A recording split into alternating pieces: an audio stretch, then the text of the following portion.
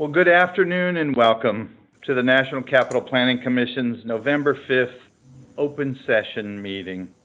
First, Ms. Coster, can you please take the roll call? Certainly. Commissioner Trueblood? I'm here. Commissioner McMahon? I am here. Commissioner May? Here. Commissioner Argo? I'm here. Commissioner White? Here. Commissioner Gallus? Here. Commissioner Wright? Here. Commissioner Dixon? I'm here. Commissioner Cash? Present. Commissioner Spino? Here. Commissioner Ginsburg? Here. Also Marcella Costa, the Executive Director, Ann Schuyler, the General Counsel, and Diane Sullivan, Director of Urban Design and Plan Review, are in the meeting, and all commissioners are present.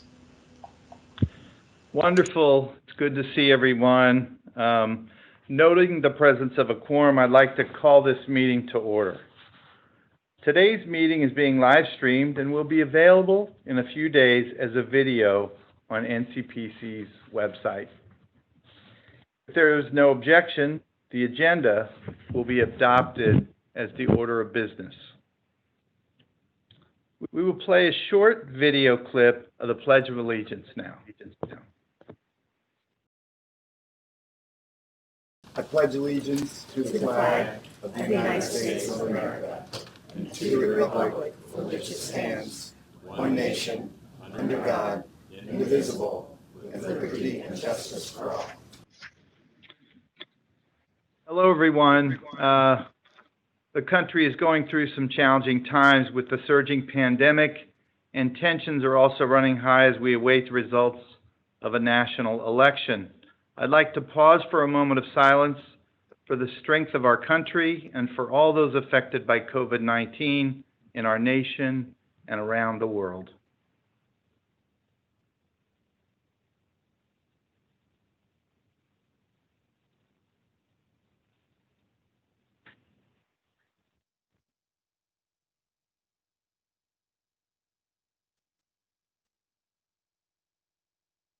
In response to the COVID-19 guidance on public gatherings, NCPC will conduct its meetings online until circumstances change. I want to share how we will be conducting Commission's business today. Votes by the Commission will be conducted by roll call. When Commissioners wish to be recognized, they should unmute, turn on their webcams, and request to be recognized. In general, please hold your questions until the end of a presentation, if that is possible. During Commission deliberations, we will use a round-robin format to ask each Commissioner if they have any questions or comments. That round-robin will begin with different Commissioners over the course of the meeting today. During deliberations, all Commissioners should be on video during that time, unless you're experiencing technical issues. When you wish to put forth a motion, a second, or an amendment, please unmute, please identify yourself, and make the motion. Before we proceed with the rest of the agenda, in the absence of a chair, the Commission must nominate and vote on who should run today's November meeting, which is the second agenda item of the meeting. Can we have a motion, please? So moved, Mr. Chairman. That's Commissioner Dixon. Is there a second? I second the motion to have Tom Gallus run the meeting. This is Commissioner White. Thank you, Commissioner White. So a motion that I, as Vice Chairman, run our meeting today has been moved and seconded. Ms. Coster, can you please take the vote by roll call, please? Certainly. Mr. Dixon made the motion. Commissioner White seconded it. And with that, Commissioner Trueblood? Yes. Commissioner McMahon? Yes. Commissioner May? Yes. Commissioner Argo? Yes. Commissioner White? Yes. Commissioner Gallus? Yes. Commissioner Wright, Yes. Commissioner Dixon, Yes. Commissioner Cash, Yes. Commissioner Spino, Abstain. Commissioner Ginsburg. Yes. Uh, I think all commissioners voted yes with one abstention. Well, thank you. The ayes have it. I do want to thank my fellow commissioners for electing me to run today's meeting. It's a real honor to do so. And that moves us to agenda item 3, which is the report from the chairman. And really, I just want to say that as we continue to operate NCPC remotely, I really want to thank NCPC staff for their dedicated and professional work during these extraordinary times. It's a great team supporting us as commissioners, and we have much to be thankful for. So with that, I'd like to go to agenda item 4, which is the report from the Executive Director, Mr. Acosta. Thank you, Mr. Chairman, and good afternoon. I have one staff announcement to make today.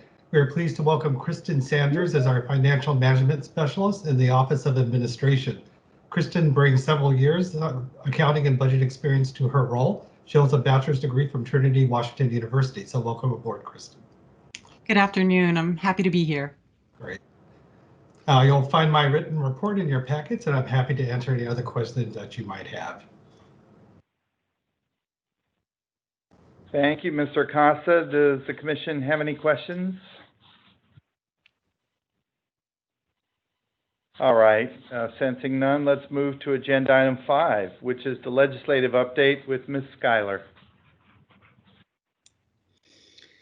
Thank you, Mr. Vice Chairman. I do have one item to report regarding House of Representatives Bill 5068, which is the bill of women who worked on the home front on World War II. The bill authorizes the women who worked on the Home Front Foundation to establish a commemorative work on district land and its environs to commemorate the commitment and service represented by women who worked on the home front during the bill passed the House on October 1st and was sent and received in the Senate on October 19th, where it was referred to the Committee on Environment and Natural Resources. This concludes my report. Mr. Chairman, Yes, Commissioner Dixon. this is unrelated to any particular item on the agenda, but it is a matter that I think General Counsel may be able to speak to at this time.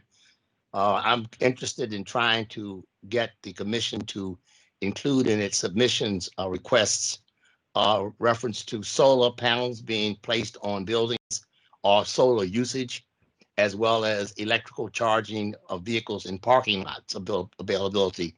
I'm not sure how it can be handled. I spoke to Mrs. Sullivan about it also, and at some point, maybe there's some language changes we can make, but I think it's in the best interest of everyone to try to get as much use of solar as possible, and also to make available as much as possible the ability to charge vehicles that use solar capacity. So it's a broader question. That's why I followed the General Counsel with it. Thank you very much. Thank you, Commissioner Dixon, and then thank you for your visionary leadership in this issue. And I'm sure that as we deliberate on continuing agenda items over the months and years to come, that you will continue to be the leader and conscious for us as we make sure that we incorporate these features in the approvals that we undertake and the standards that we emanate. Thank you. Mr. Chairman, I would say there's probably no urgency, but I would like to encourage some language, some discussion of this at least maybe our next meeting, if not at this time, rather than push it off into the future as a we hope situation. Mm-hmm. Does anyone from the commission like to add any comments at this time?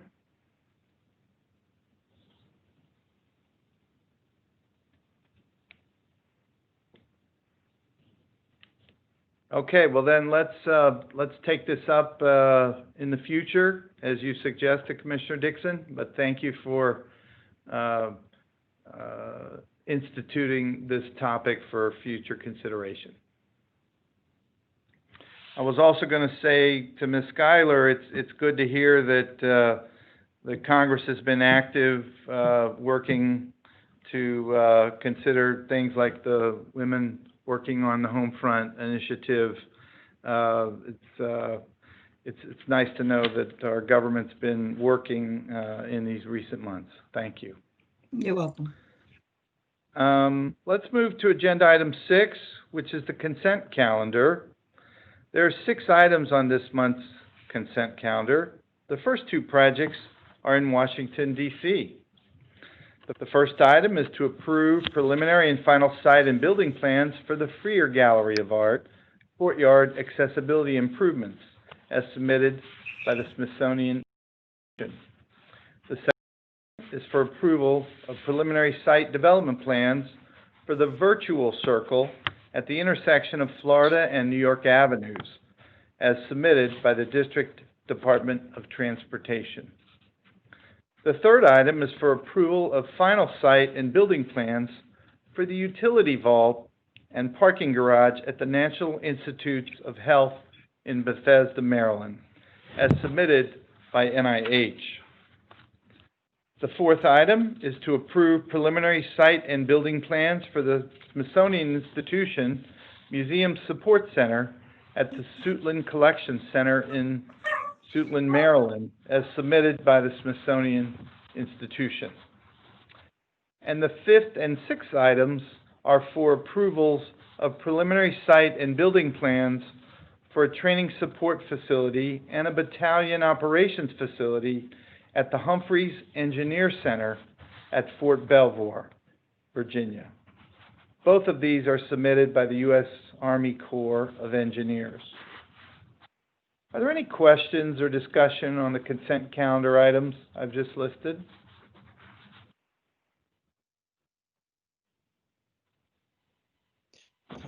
I'm moving the adoption of the consent calendar, Mr. Chairman. All right, so it's been moved by Commissioner Dixon. Is there a second? This is Commissioner Argo. I second. Thank you. So Ms. Coster, can you please confirm the motion and the second and then take the vote by roll call? Certainly. Commissioner Dixon made the motion. Commissioner Argo made the second. With that, Commissioner Trueblood, Yes. Commissioner McMahon, Yes. Commissioner May, Yes. Commissioner Argo, Yes. Commissioner White, Yes. Commissioner Gallus, Yes. Commissioner Wright. A grudging yes. Thank you. Commissioner Dixon, Yes. Commissioner Cash, Yes. Commissioner Spino, Abstain. Commissioner Ginsburg. Abstain. Thank you. All voting yes with 2 abstentions. I'd also like to let the commissioner and other viewers know, apparently the Teams platform is having a little bit of some global technical issues, so you may see some different things on your screen in terms of who's showing and who's not, but we'll proceed with the meeting and I'll keep you advised. Thank you. Thank you, Ms. Coster, and we can see you just fine, so good to see you. And I can see from Commissioner Wright that might be an interesting meeting today. So thank you, Commissioner Wright, for your added commentary. Just so at that, the motion, not objecting. I hear it. It's trying to be positive. We appreciate that. So the motion has carried. And with that, I think we'll move to agenda item 7A, which is our review of the preliminary and final site and building plans to expand a chancery for the Embassy of Libya at the Foreign Missions Center at the former Walter Reed Army Medical Center. Some commissioners may recall that NCPC and the Department of State entered into a memorandum of agreement in 2017 to establish how proposals will be reviewed by the Commission within the Foreign Missions Center. National Capital Planning Commission staff recently updated the memorandum of agreement with the Department of State to expand NCPC's review purview of FMC applications. Mr. Hart will explain this unique review process in his presentation. Take it away, Mr. Hart. Good afternoon. Thank you very much, Vice Chair Gallus. Good afternoon, Commissioners.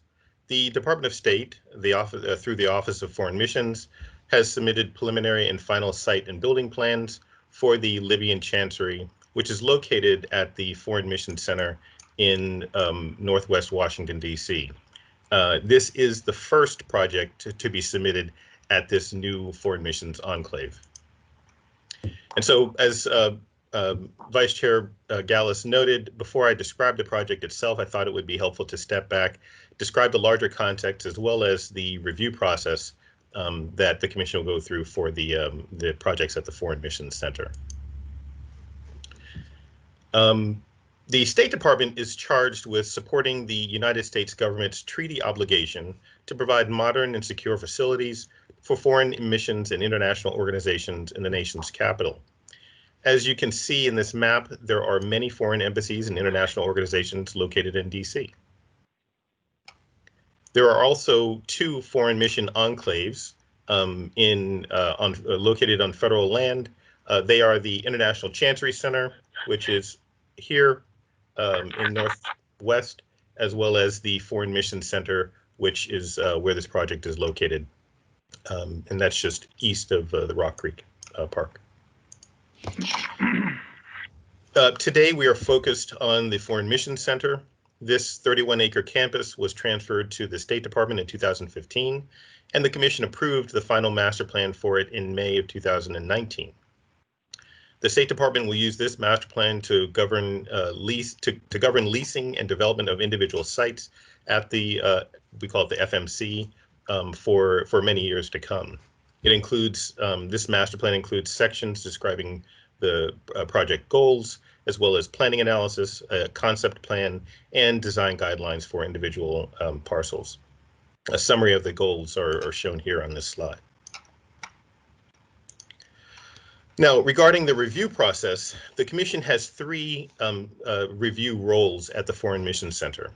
The first role is reviewing the Foreign Mission Center master plan itself. I had noted that that was approved by the Commission last year. The second is reviewing infrastructure projects at the Foreign Mission Center, and the third is the review of individual Chancery proposals. And as the Vice Chair noted a little earlier, review of individual Chancery projects at the Foreign Mission Center are governed by a memorandum of agreement between the State Department and NCPC that was executed in February of 2017.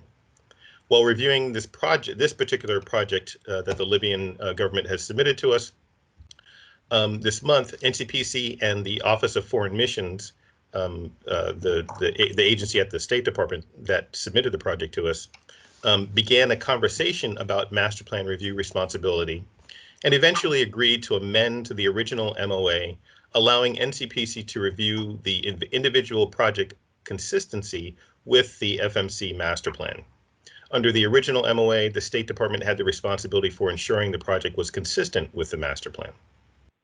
And this amendment was finalized last month on October 22nd, and you have both the MOA and the amendment, which is a letter, attached to the EDR. Regarding the review process under the MOA, first, it'll be the Commission will determine that the project is consistent with the FMC master plan. And then following this, you will then just determine if the project is consistent with the 6 criteria found within the Foreign Missions Act of 1982. And I'll describe that a bit later in the presentation.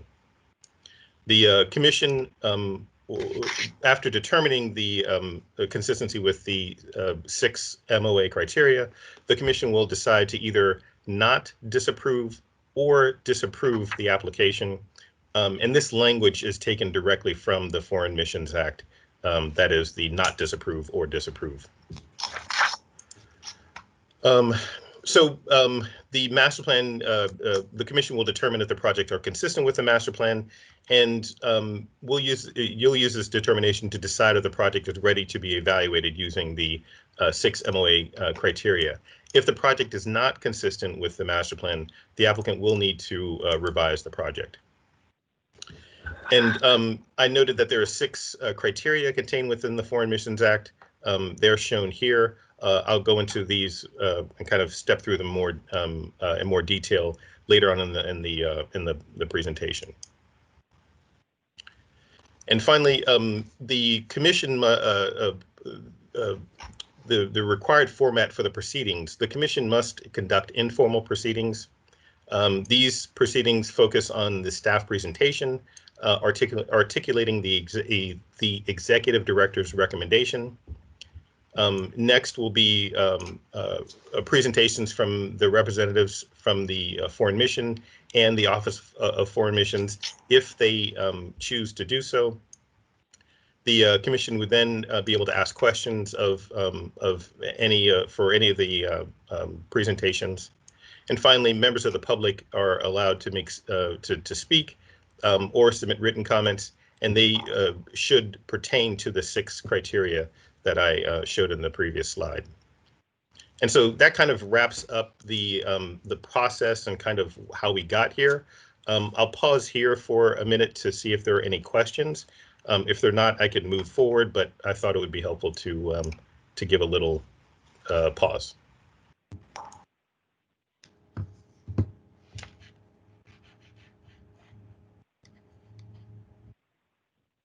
Okay, so hearing none, I'll continue with the presentation. So now we have the Libyan Chancery project. The site is located here in the Foreign Mission Center, which is outlined in yellow. The project is south of Dahlia Street. Dahlia Street is the roadway that is here. Let me highlight that a little better. So Dahlia Street is the road that's here, and this project is just south of that. The Libyan government entered into a lease agreement in 2019 for the lot at the Foreign Mission Center. It's a approximately 44,000 square foot lot, improved with a 2-story building and a 10-space surface parking lot that's on the property. The existing building was once a fisher house, but is now being used by the Libyan government for its chancery. The proposal itself includes a guardhouse, new perimeter fencing, a temporary building at the rear of the property, 2 canopies, and a driveway for VIPs and in front of the building. And here's the north elevation. And I noted earlier that the first step is for staff to determine the master plan consistency. And over the next few slides, I'll be providing that staff analysis. So first is the guardhouse. Guardhouses are allowed in the master plan. They may be placed in front of the main building and should be of a minimal footprint and height. And staff believes that this proposed guardhouse does fit within that criteria. And we find that the guardhouse is consistent with the master plan. Next is perimeter fencing. The proposed fencing along Dahlia Street is an 8-foot tall steel picket fence on a low knee wall. The rest of the proposed fencing is steel picket. This fencing is consistent with the FMC master plan, which describes fences along Dahlia and 14th Streets may be placed along a low knee wall and need to be 80% open and finished in a dark color. Fences can't be greater than 8 feet in height, and internal lots they are allowed when located on the property line.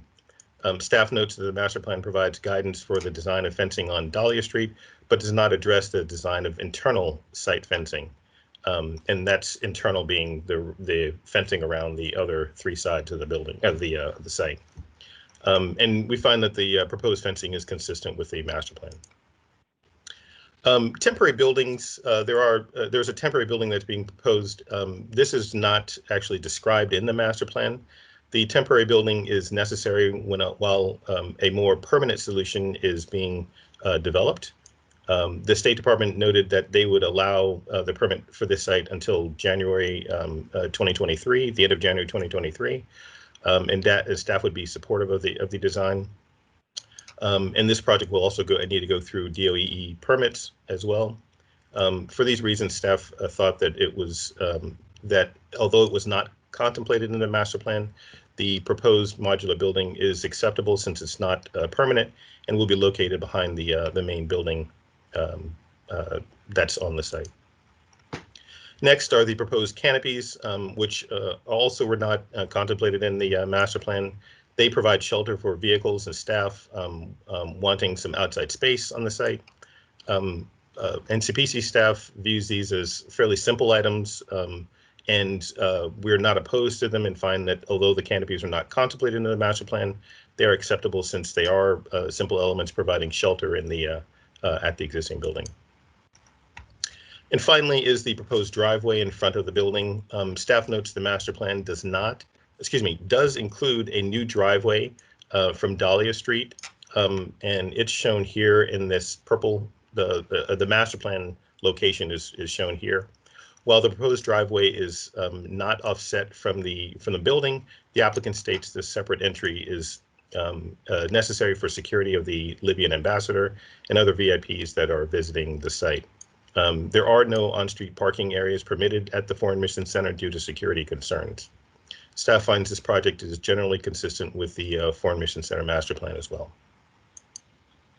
So for these reasons, staff finds the project is consistent with the master plan, and I'll then move to the second part of the review, which is the compliance with the 6 MOA criteria, the Memorandum of Agreement. So the first is the international obligation of the U.S. to facilitate the provision of adequate and secure facilities for foreign missions in the national capital. In a letter dated August 8th, the State Department stated that it, quote unquote, determined that favorable NCPC action on the present application would fulfill the international obligation of the United States. Regarding historic preservation, ensuring substantial compliance with DC and federal regulations governing historic preservation. While the project is within the Walter Reed Army Medical Center Historic District, which is listed on the National Register, this building is not a contributing building to that district, and this is not a historic landscape. The DC State Historic Preservation Office did not raise any historic preservation concerns. Next is the adequacy of off-street parking and special security requirements. In the master plan, it allows a 1-to-1 parking ratio since there are no on-street parking allowed at the FMC. The applicant has 10 existing spaces for the visitors and staff. There are 25 employees at the site. The ANC did not raise any concerns with the project on their review. The Advisory Neighborhood Commission, which is 4A for this site. There is no change in the parking with the proposal, and the applicant is well within the established parking ratio. Next is the extent to which the area is capable of being adequately protected as determined by the Secretary of State. In the letter from the State Department, it stated that this area would be capable of being adequately protected. Next is the municipal interest as determined by the mayor. The NCPC did refer the project out to various city agencies and received letters from the Department of the Environment, Energy and the Environment, the State Historic Preservation Office, and the local Advisory Neighborhood Commission 4A.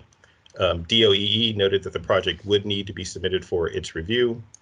The State Historic Preservation Office noted several issues regarding the master plan, regarding the temporary building position, the position of the temporary building, the canopies and the guardhouse, but these we believe are resolved.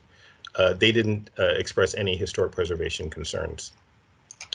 In its letter dated October 13th, 2020, the ANC reviewed and supported the proposal after voting 6-0 at its October 6th meeting. Staff did not receive any other comments or concerns. And finally, I'll also note that the Commission of Fine Arts also supported the project at their July 2020 meeting, and it was on their consent agenda, and there were no additional comments. Finally is the State Department letter stating the federal interest is to ensure reciprocity with the Libyan government, who has been helpful in addressing the United States land use needs in Tripoli.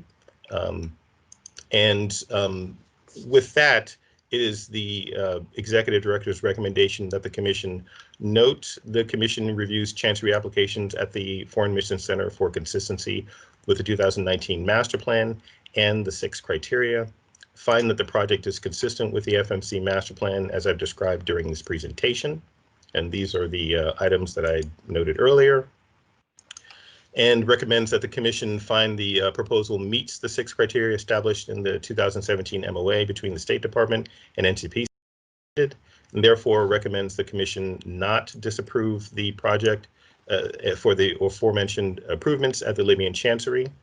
And that concludes my presentation.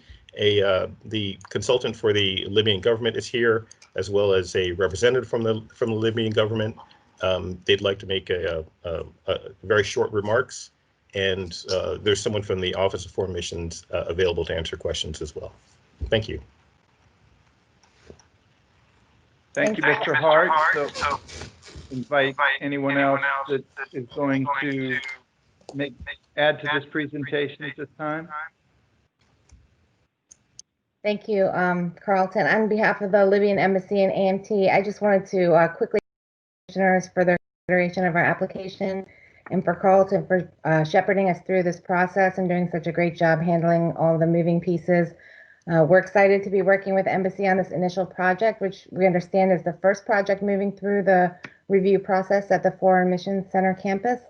And I think Carlton really covered all of the project specifics for the security and site improvements that we're looking to do. So we'll just look forward to any comments or questions. Thank you. Thank you, Ms. Marcinko. Is someone from the Libyan government also going to comment at this time?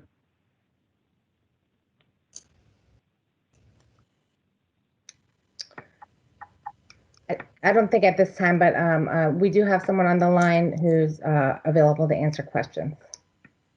All right. Well, thank you for the presentation.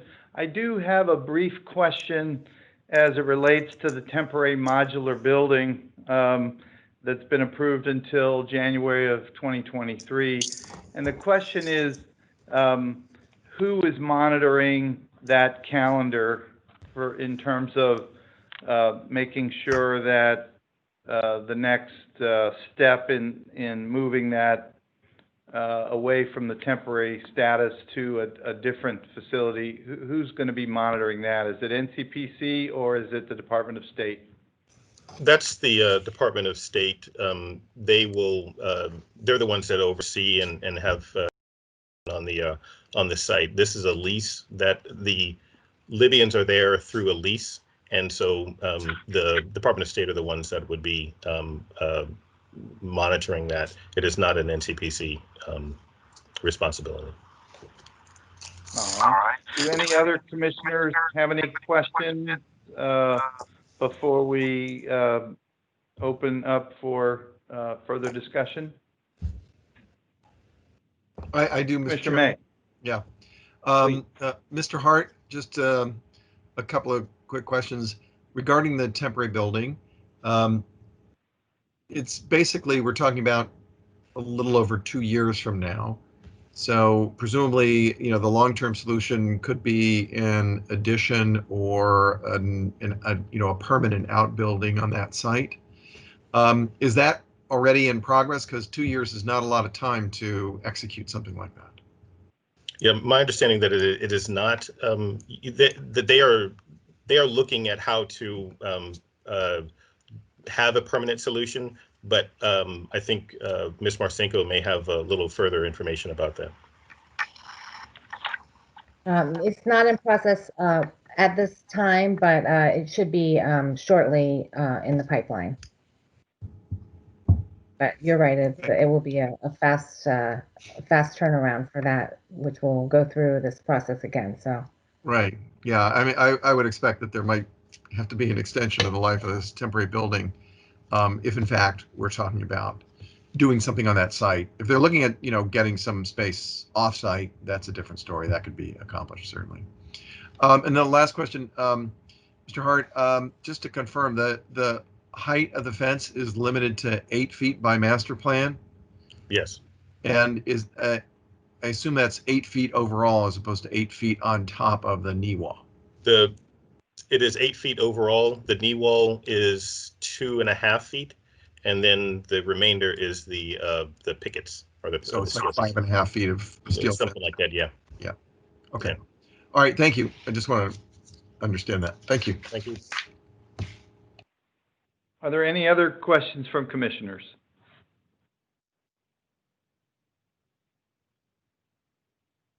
All right, then, as we begin commission discussion, please remember to turn on your webcam and mic when you are asking to speak. And I'd just like to say as a reminder that our review as a commission is limited to the criteria that Mr. Hart just outlined in his presentation. I'll now open it up to commission for discussion. Let's start with Commissioner May, and then go in a round robin format using our normal seating order from Commissioner May's seat within the chambers. When you're speaking, please keep your webcams on during this discussion. So I have no further comments on this. Right. Commissioner Argo. I have no comments, Mr. Chairman. Thank you. Commissioner White. Also, I have no comments. Thank you. Thank you. Commissioner Wright.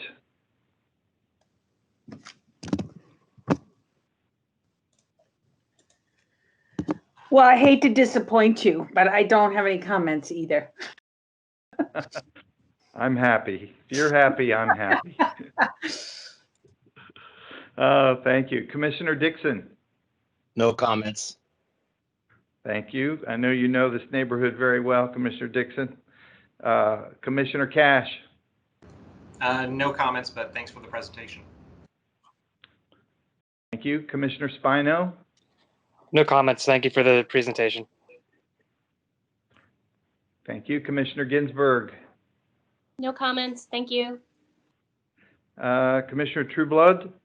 I guess I will, I'll break the trend here. I apologize, but it's really only a minor comment, and maybe as made clear, I know that the review authority is relatively narrow, but something I want to raise, and maybe it's as much for the applicants as they go through the DOEE process, is around street trees, because I believe in the master plan, you see there are street trees along Dahlia Street. And I didn't, in some of the plans here, I did see a tree, some of them I didn't, but I think that generally I don't know if you reviewed it, Mr. Hart, for that, or if you have thoughts on it, but I think we would be supportive of street trees for various reasons, including flood, the environmental regulations, but also just for the quality of the site. Thank you, Commissioner Trueblood. I'll just give a little response to that. So the master plan, as I noted, has 3 particular reviews. One of them has to be our review process at the FMC. There are 3 different reviews that the commission will go through. One of them is the master plan. The other one is what's before you right now, which is a site plan. And the third is, well, the other one that we didn't really talk about are infrastructure projects.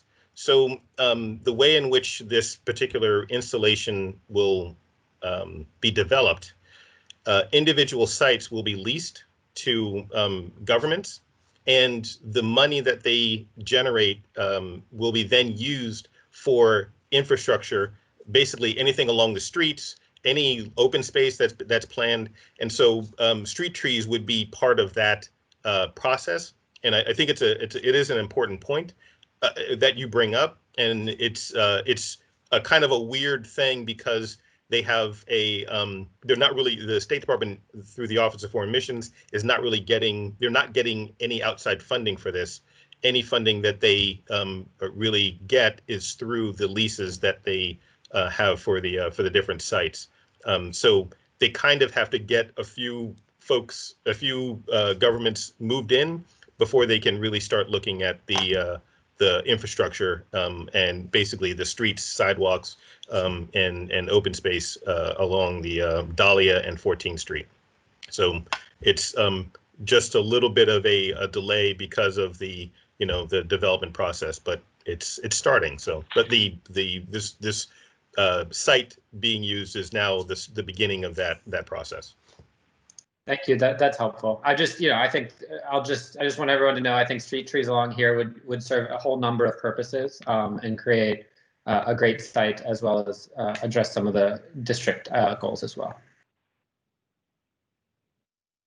Thank you, Commissioner Trueblood. We know Dahlia is going to be a street that will carry through all the way through the site from 16th Street all the way to Georgia and further east. So I agree, it's a very prominent street. Commissioner McMahon. I have no questions or comments. Thank you. Well, thank you very much. I only have one minor comment, which has to do with the fencing.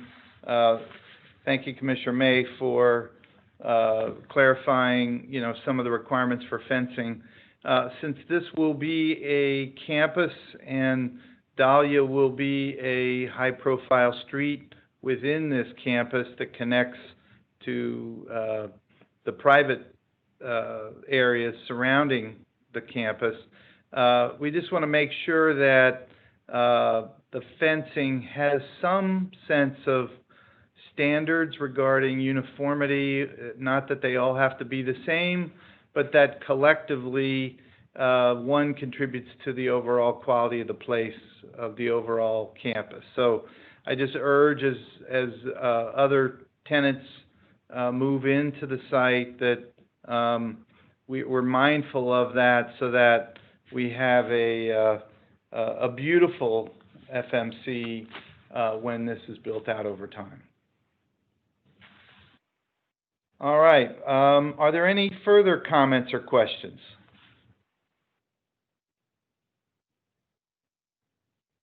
Okay, well, is there a motion to not disapprove the preliminary and final site and building plans? I had to practice that one beforehand. So please state your name. If you could make a motion, please. So moved, Commissioner May. Second, Commissioner White for the double negative. Well done. Thank you. All right. Thank you, Commissioner May and Commissioner White, for seconding. Ms. Coster, can you please confirm the motion and the second, and then please take the roll call? Certainly. The motion was made by Commissioner May and seconded by Commissioner White. And with that, Commissioner Trueblood? I'll vote yes to not disapprove. Okay. Commissioner McMahon? I'll vote yes and leave it at that. Thank you. Thank you. Commissioner May? I'll vote yes. Thank you. Commissioner Argo? Yes. Commissioner White? Yes. Commissioner Gallus? Yes. Commissioner Wright? Yes. Commissioner Dixon? Yes. Commissioner Cash? Yes. Commissioner Spino? Abstain. Commissioner Ginsburg? Also abstain. Thank you. So with 2 abstentions, the rest were all affirmative. Thank you, Ms. Coster. So the motion is approved to not disapprove the preliminary and final site and building plans for the Libyan embassy. Thank you very much, commissioners. So with that, let's move to agenda item 7B, which is a request to approve the preliminary and final site and building plans for the Arlington National Cemetery southern expansion and the U.S. Air Force Memorial modification. We're going to put Mr. Hart back to work again for his next presentation as well. Yes, I get to do a double header today, I guess, today. That's right. So good afternoon, commissioners. The Army Corps of Engineers, on behalf of the Arlington National Cemetery, has submitted the Southern Expansion Project for preliminary and final review, which includes a modification to the U.S. Air Force Memorial. The Southern Expansion Project was last before the Commission in December 2019 for concept review. So the Commission's preliminary and final review focuses on the following. Did the applicant address the comments and recommendations made during concept review? And are there any outstanding concerns or issues? So since it's been about a year, I thought it would be helpful to look back, give a little background. This project is one of two recent expansions to Arlington Cemetery in the last few years. The other one is the Millennium expansion, which you see here on this slide in the northern portion of the cemetery. The Commission approved that in 2015, and construction was completed and it opened in 2018. Columbia Pike is a major element affecting this project, as well as as a key connection point into Pentagon City and Crystal City from the rest of Arlington County. So the realignment, which is shown here in white, this area here, is an integral part of the Southern Expansion Project. This realignment is the result of extension conversations between the Army and various stakeholders, including Arlington County and the Virginia Department of Transportation. As a reminder, this Defense Access Roadway project has its own process that is being overseen by the Federal Highway Administration. FHWA submitted the project and the Commission approved it at its June 2020 meeting. So this is the design the Commission reviewed in December, about a year ago. And this is the final design. And I'll note that all of the elements that were in that project have remained. And just to kind of see that there isn't really much of a change, I just wanted to go flip back and forth between them. North of Columbia Pike, which is all the area that is here, is the Air Force Memorial, the columbarium, which are where you have interments. That's where interments are placed. The new cemetery entrance, which is this small building here, and of course there's in-ground interments that are a part of this project as well. South of Columbia Pike is a new visitor vehicle access control point, a new parking garage, and a new operations center. The Army Corps also provided a full landscape plan for the interment area and a detailed plan for the columbarium area. This image just demonstrates what this area will look like in the fall. And this is an image showing a view from in the new interment area, looking towards the west at the Air Force Memorial in the background. They've also provided some greater detail of the columbarium area, which you see here, as well as a committal structure.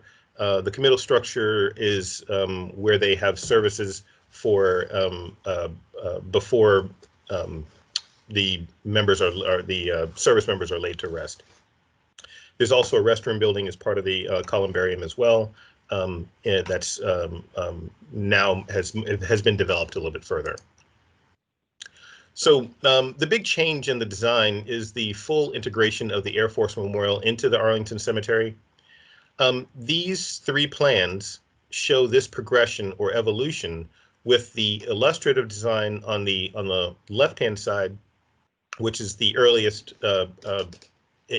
design that they had for the project. And I'll note that in this design, there is the Air Force Memorial itself was a separate place. There was a fence being proposed around the exterior of the Air Force Memorial to separate it from the cemetery itself. In the December proposal, that has that fence, perimeter fence, has really been removed, and the perimeter fence now is for the entire cemetery, and that's shown here. And then finally, there's a design that's on the right-hand side, which is the current proposal, showing a further refinement. And the way I mean when I'm talking about the integration, we have the side-by-side images here showing vehicular routes, and this helps to show what that integration looks like. First, in the illustrative plan, there needed to be a separate entry for vehicles, an exit for vehicles, and a separate vehicle route from the internal route or roadways of the cemetery. And the road in red, the cemetery roads are in red. The Air Force Memorial route is in orange. The December proposal had again, there was a internal roadway that is for the cemetery that will connect to the rest of the cemetery. And then there was a VIP or special event entrance that was for the Air Force Memorial, and it would be used periodically throughout the year.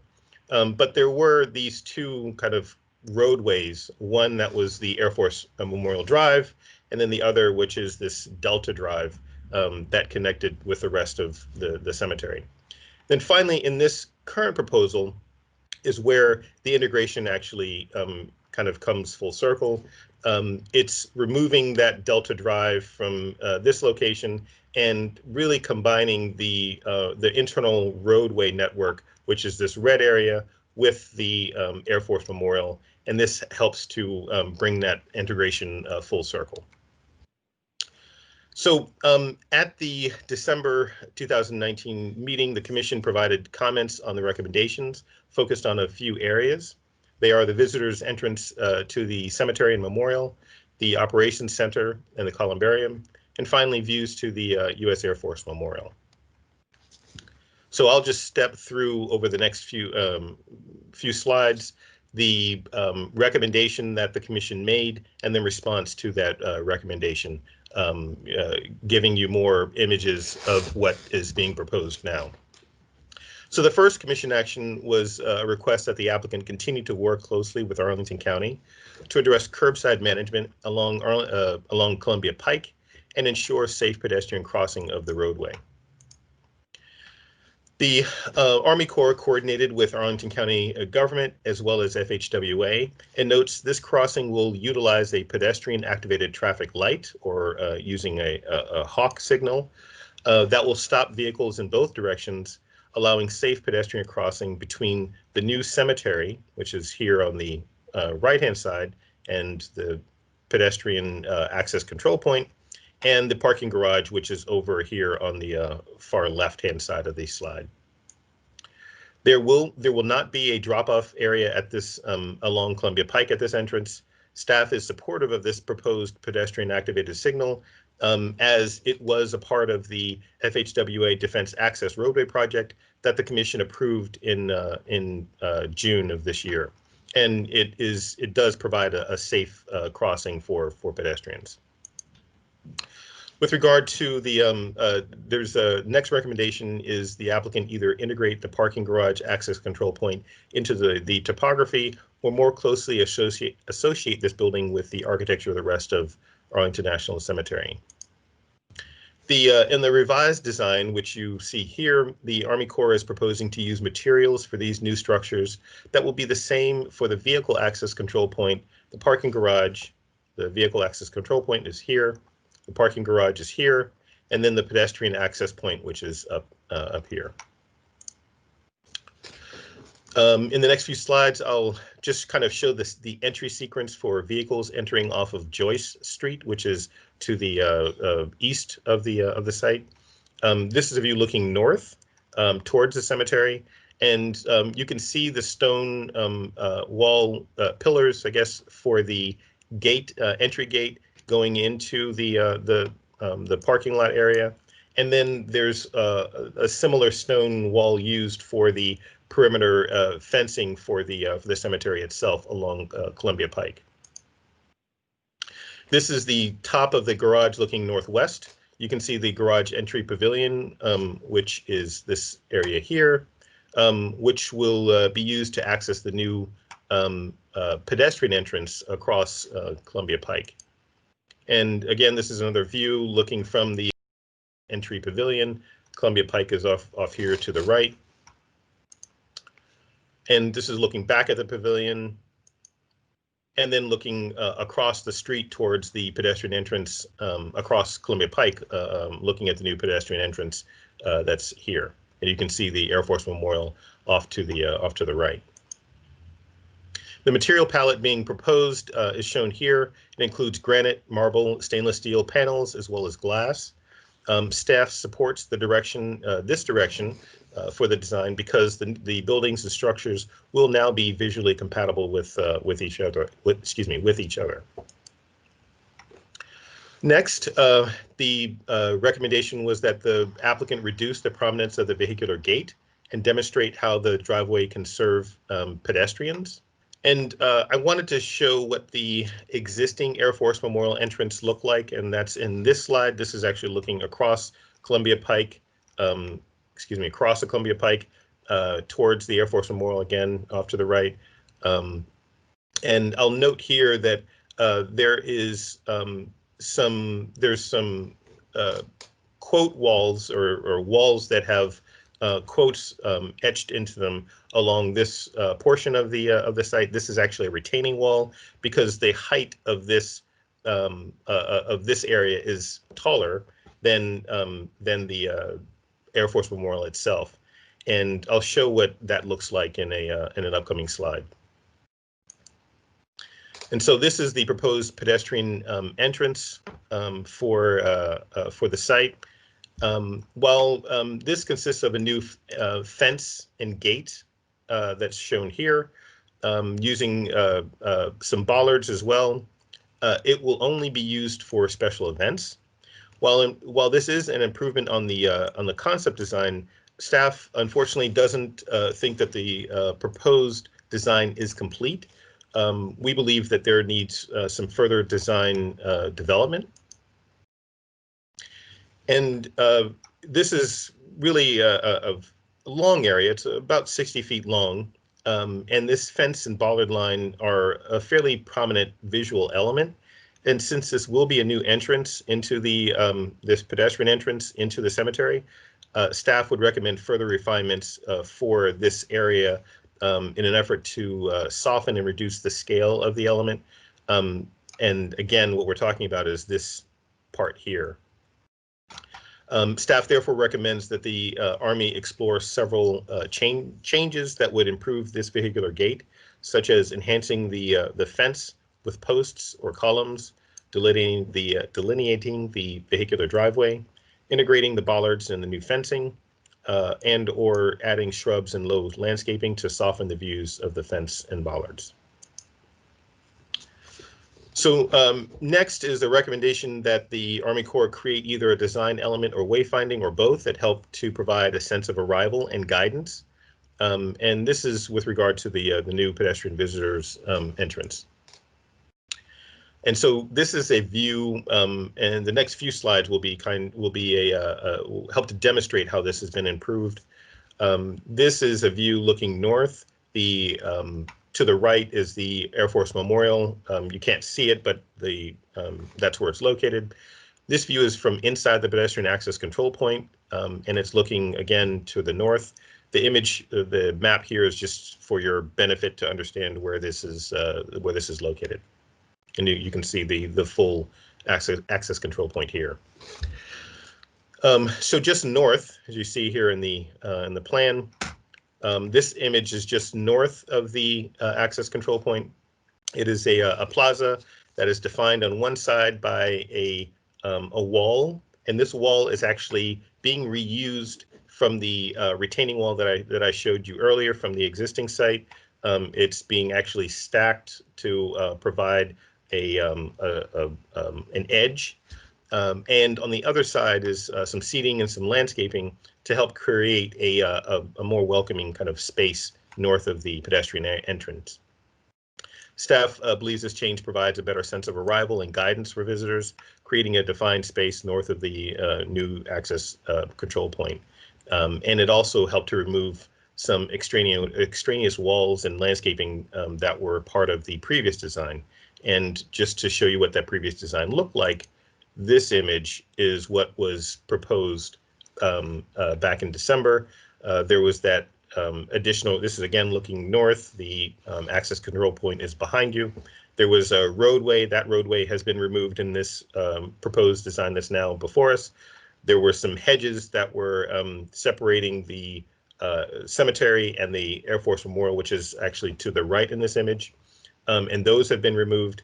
And this does seem like a much better design that they've moved forward with. This is just a reciprocal, or I guess another view. This is looking west. The pedestrian access control point is here. You can see in the inset map where we're looking, and that wall. You can see the quotes shown here as well.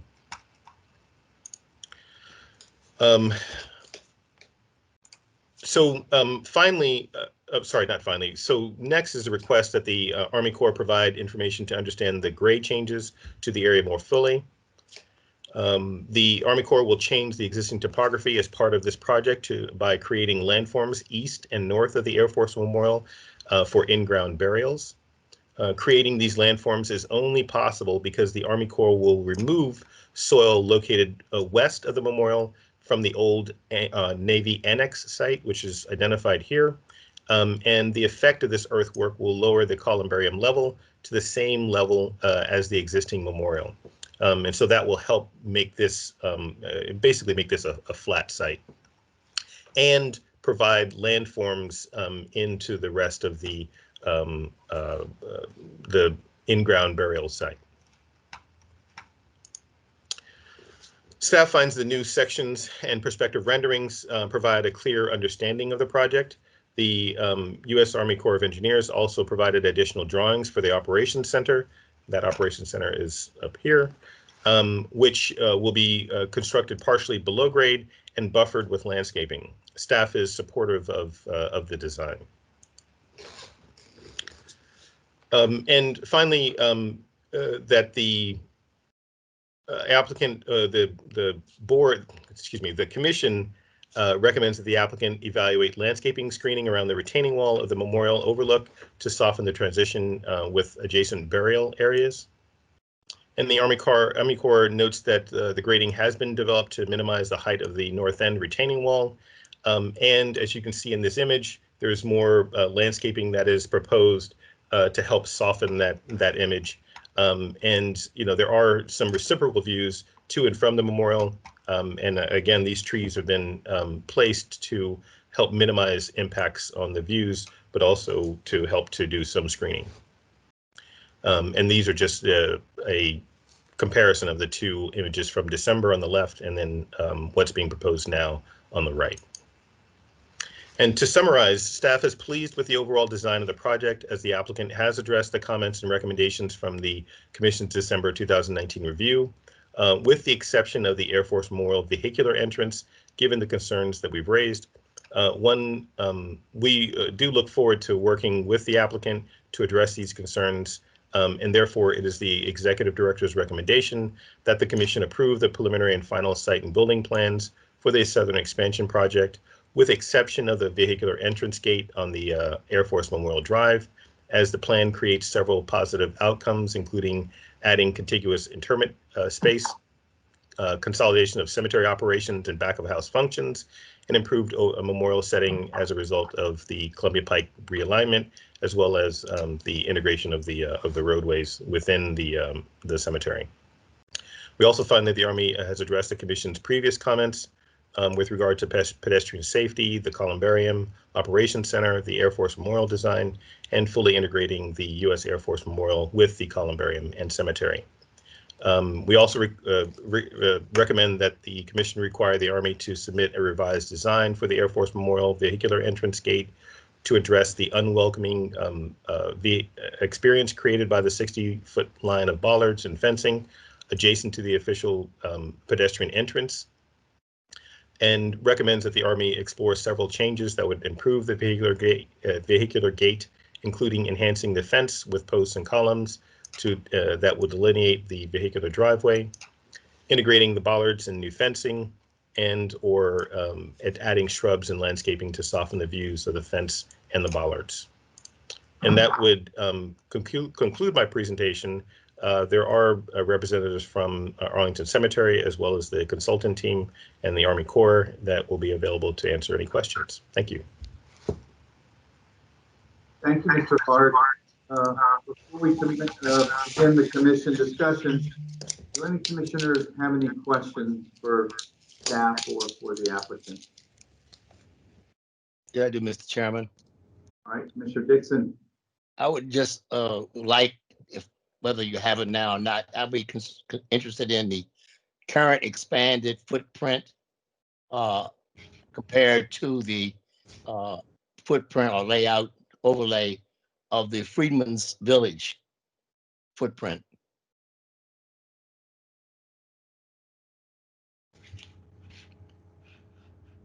Yeah, I don't know if Colonel Austin, if you, I don't mean to put you on the spot. I didn't know if you had a response for that.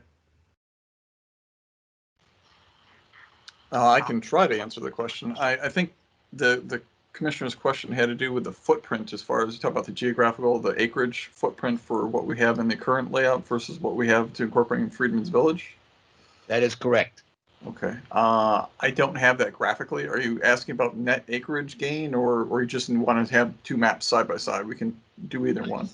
Be interested in just the overlay of it at some point, and if you don't have it now, I would maybe it could be provided, maybe just for me to have. Okay, I'm sure we can work something out as far as providing that. As far as a layout, we can provide something to the commission. Thank you very much. Mr. Dixon, can I ask you the significance, if you would please, of Freedman Village for those of us that could stand to be enlightened? Well, the Freedman's Village is the place that enslaved people were housed after they were slavery was removed. It is the location of most of the workers who built the buildings, White House, many of the structures in DC. And it was a completely self-contained community with banks and stores and churches, and et cetera, et cetera.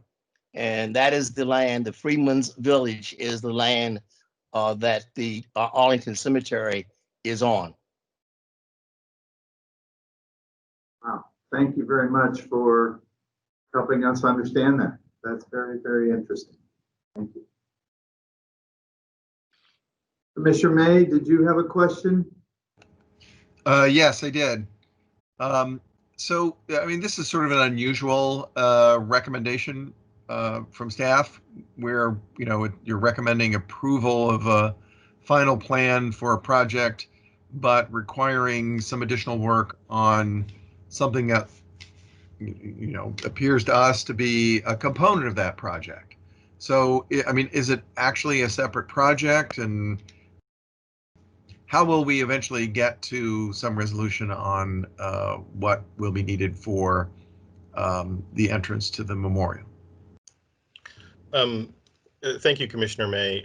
I've actually reached out to the applicant maybe a couple of weeks ago just to start talking to them about that. I know that they are contemplating some changes to that entrance. And I will talk, I'm looking for Mr. Schwederman, if he could provide some additional information on they're looking at addressing this particular concern. But you're right, Commissioner May, this is a little different than we typically work on projects or approve projects. I think the thinking that we had was really, we were looking at it as is a smaller aspect of a much larger project, and it seemed as though they could work on this and give us something in fairly short order, so that then they could bring it back to bring this aspect of it back to the commission for kind of a final review. But again, I'll let Mr. Schwederman or whomever would like to respond to that. Yes, sir. So we do have a really good history working with Carlton and the commission on the adjustments to the design. And the intent right now is to look at the Air Force Memorial design. And we had some really good feedback. But in order for us to maneuver that quickly and get approval from both the Air Force and the Army on an adjustment to the design, we wanted to move prudently with them. So what we'd like to do is look at the option of removing the bollards that are actually existing bollards that we are going to be reusing, and find a gate system that can meet the security requirements, that we can do it with only a fence that's operable as opposed to the fence and the bollards. So we're working with Carlton now, and that's the approach. As to the formality of it and what the steps are within your process, sir, you let us know. We're happy to support. Thank you. So, Mr. Hart, just to be clear, then the intention would be that there will be a subsequent submission of a revised design as more or less an amendment to what we would be approving today. Yeah, it's probably a good way to think about it. Just for that gate. Yeah. For that section. Yep. Yeah. I mean, it just seems to me that it's a little odd the way it's phrased in the EDR, that there's not more explicitly an exception within embedded within the approval. But we'll get to that when we get to the discussion of it. Thank you, Commissioner May. Any other questions for clarification before we open up for discussion? I had a quick question. Yes, Commissioner Argo. Yes. What are the hours of public access to this memorial area? I'll leave it to either Colonel Austin or Mr. Schwederman to answer. Colonel Austin, sir, you can answer. Let me know if I can answer you, sir. Well, Greg, I mean, you can take it. You're talking about to the Air Force Memorial, ma'am? Is that they're looking for? It depends on the dates. I would have to look at what the current time frame is on it right now, but they have special events that take place in the evening, but they usually are a daily access to it. They have, since COVID, restricted access to vehicles, specifically in tour buses. But Greg, do you have anything more specific you can add to it while I'm quickly looking through my notes? My question deals more with what volume of public access you would anticipate after dark. I mean, is that, obviously depending on the seasons, dark is different times. I'm just curious. Yes, ma'am. I can share just a little bit based on my public engagements on this, the concerns from the community, folks from like Foxcroft Heights, and we've had open forums. There was some concern in the communities before having to do with access for special events like 4th of July, these evening concerts and things of that nature. Those would be curtailed as part of being integrated into Arlington Cemetery, and that has been a concern that we've been addressing with the local populace. But I don't know if that answers your question. It's not normal access in the evening, but they do have special events. Okay, but normally if I'm just going and I'm going to the memorial and I want to visit the columbarium on a Thursday. Oh, okay. You're talking about, okay, for the columbarium, yeah, that would have the normal cemetery hours. So that would be 8 to 5 during the winter hours and 8 to 7 on the summer. Okay. Thank you. That's helpful. Okay. All right. Any other questions before we open up for general discussion? Mr. Chairman? Mr. Dixon, yes. Yeah, on a historical note and maybe even personal note, one, the commission has gone through a lot with this Air Force Memorial. I was there when we had the first site picked, and then we were required to go for another site. And in the end, the new site is just spectacular. I want to tell you how glad I'm seeing that is now not only spectacular, but being brought in, connected more properly to the to Arlington Cemetery as well. And I think that's really great. Also, I must say that it is a viewing point for me from First Lieutenant James W. Dixon, my brother, who's an Air Force Navigator's burial place there at Arlington. And I have to also admit that as an attendee of the Air Force Academy, I'm also pleased to see Air Force, even though I retired as an 06 in the Army, that the Air Force Memorial is being connected to the cemetery as well. Thank you. Thank you, Commissioner Dixon. It's gave me the chills there. Thank you very much. Any other comments from the commission? Questions? Okay, then let's open this up to the commission for discussion.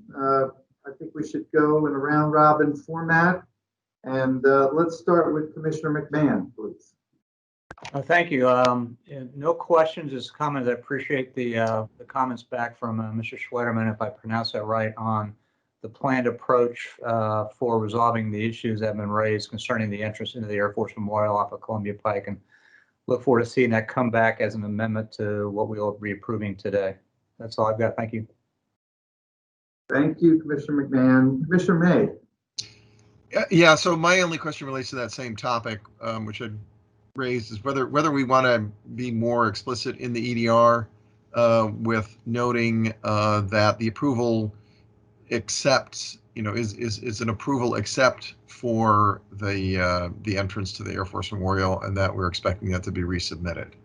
I don't know if it's, whether it makes a difference or not. Clearly, that's what's going to happen. But does it make sense for us to have the record clear in the EDR? So I would just throw that up for discussion, and certainly, be interested in what staff or maybe Mr. Acosta has to say about that. I don't know.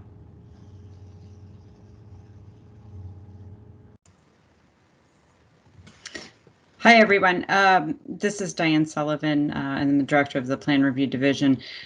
Commissioner May, to your, we actually debated this also. The reason we did this in such an unusual way is that this actually was such a large project and had so many components. In some ways, it sort of seemed like a master plan, and we didn't want to prevent them the applicant from moving forward on some other pieces if in fact it was going to take them some time to work on the design of this.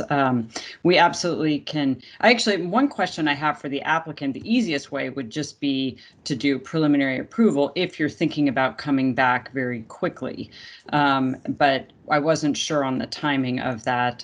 You are responding much faster than I think we had thought. So that is one possible option. Alternatively, we could do as Commissioner May said and just amend the EDR to make it clear that you need to come back in for that piece.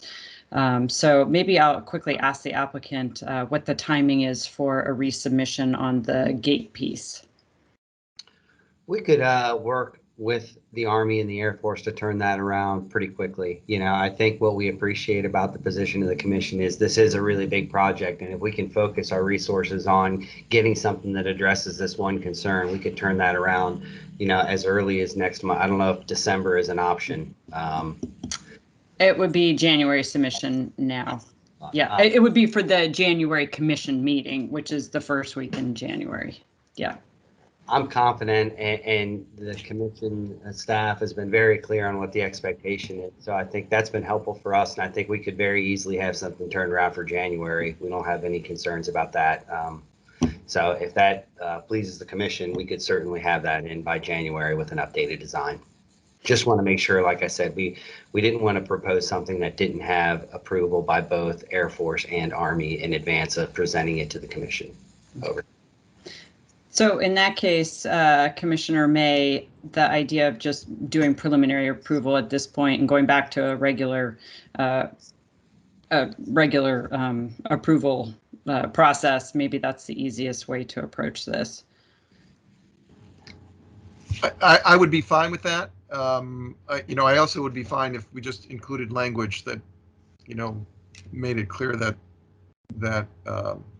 the entrance to the memorial is not included within that approval and that it's expected to come back. So okay. What's simpler from the staff's perspective, certainly we would not want to have in January a complete redo of this entire presentation that we just got, which is typical for. That is a good point. Yes, that is actually a good point. I was going to suggest an accept out would be easier, and that would just be focused on the entrance itself, and it will be a shorter presentation, and the rest could just move forward. And that also would give the applicant a little more time if they need it. Right, without holding up the whole project. Yeah. Right. So I think that would be a better solution. Yeah. So do you want me to draft something or? No. Let me, maybe Commissioner Gallus, you can, Vice Chairman Gallus, you can continue the questioning. I will draft something very quickly and send it to Julia, and we'll come back in just 1 minute. Terrific. Thank you. Sure. Certainly. Thank you. Commissioner May, do you have any other comments before move on?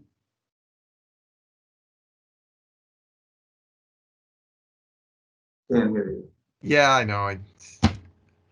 I'm struggling between muting when I'm typing and then talking. Anyway, no, I don't have any real comments other than to note that we've seen this several times now, and it seems to continue to improve, and so I'm pleased to have it moving forward to a final approval.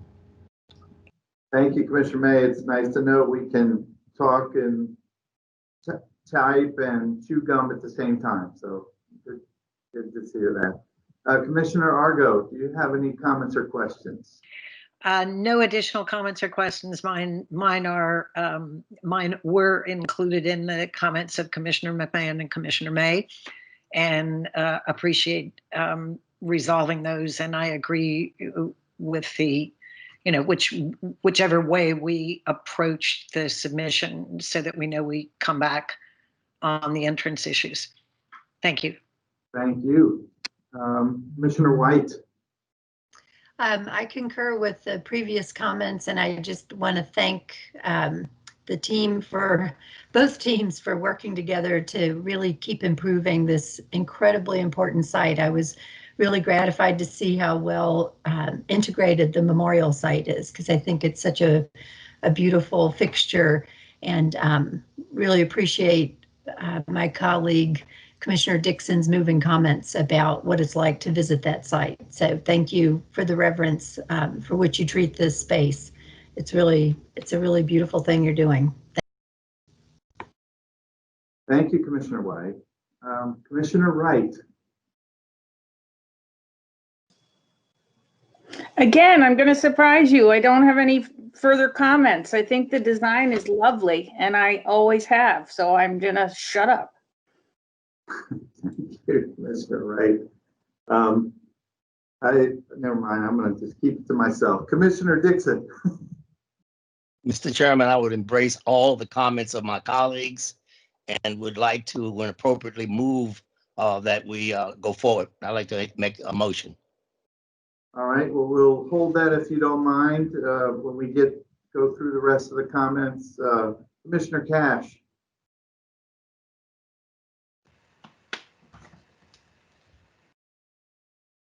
I believe Commissioner Cash has had to leave the meeting. All right, thank you. Commissioner Spino? No further comments at this time. Thank you. Thank you, Commissioner Ginsburg. No comments from me. It was a really great presentation. Thank you. Thank you, Commissioner Trueblood. Just maybe similar sentiment. Thank you. Great presentation. I was happy to hear that you said you're thinking about removing some of the bollards and focusing on the fence, because the bollard fence design did feel a little a little compoundy. I'm excited to see for us to be able to approve a final design for that in the coming months. Thank you, Commissioner Trudeau. And I believe that comes to me at that point. I'd just like to a little bit echo some of the other comments about how thrilled I am to see the integration of the Air Force Memorial with the Arlington National Cemetery. And just to add a little more to that, particularly also heartened by the idea of flattening the hill around what used to be the Navy Annex, so that really this site starts to feel like the Arlington National Cemetery has been there, and that it meant to be one place with the Air Force Memorial. This kind of singular and seamless integration, this continuous flow of the landscape is such an important part of the experience of paying reverence to our fallen heroes at Arlington National Cemetery. And so the design has really evolved in that way, in a wonderful way, rather than walling off the Air Force Memorial, now making that part of this larger experience. And the Air Force Memorial, of course, is a billboard that you can see for miles away, which draws people to this place. And so, congratulations to the team and thank you. So with that, I guess Ms. Sullivan will come to you with any recommended changes to the EDR, please.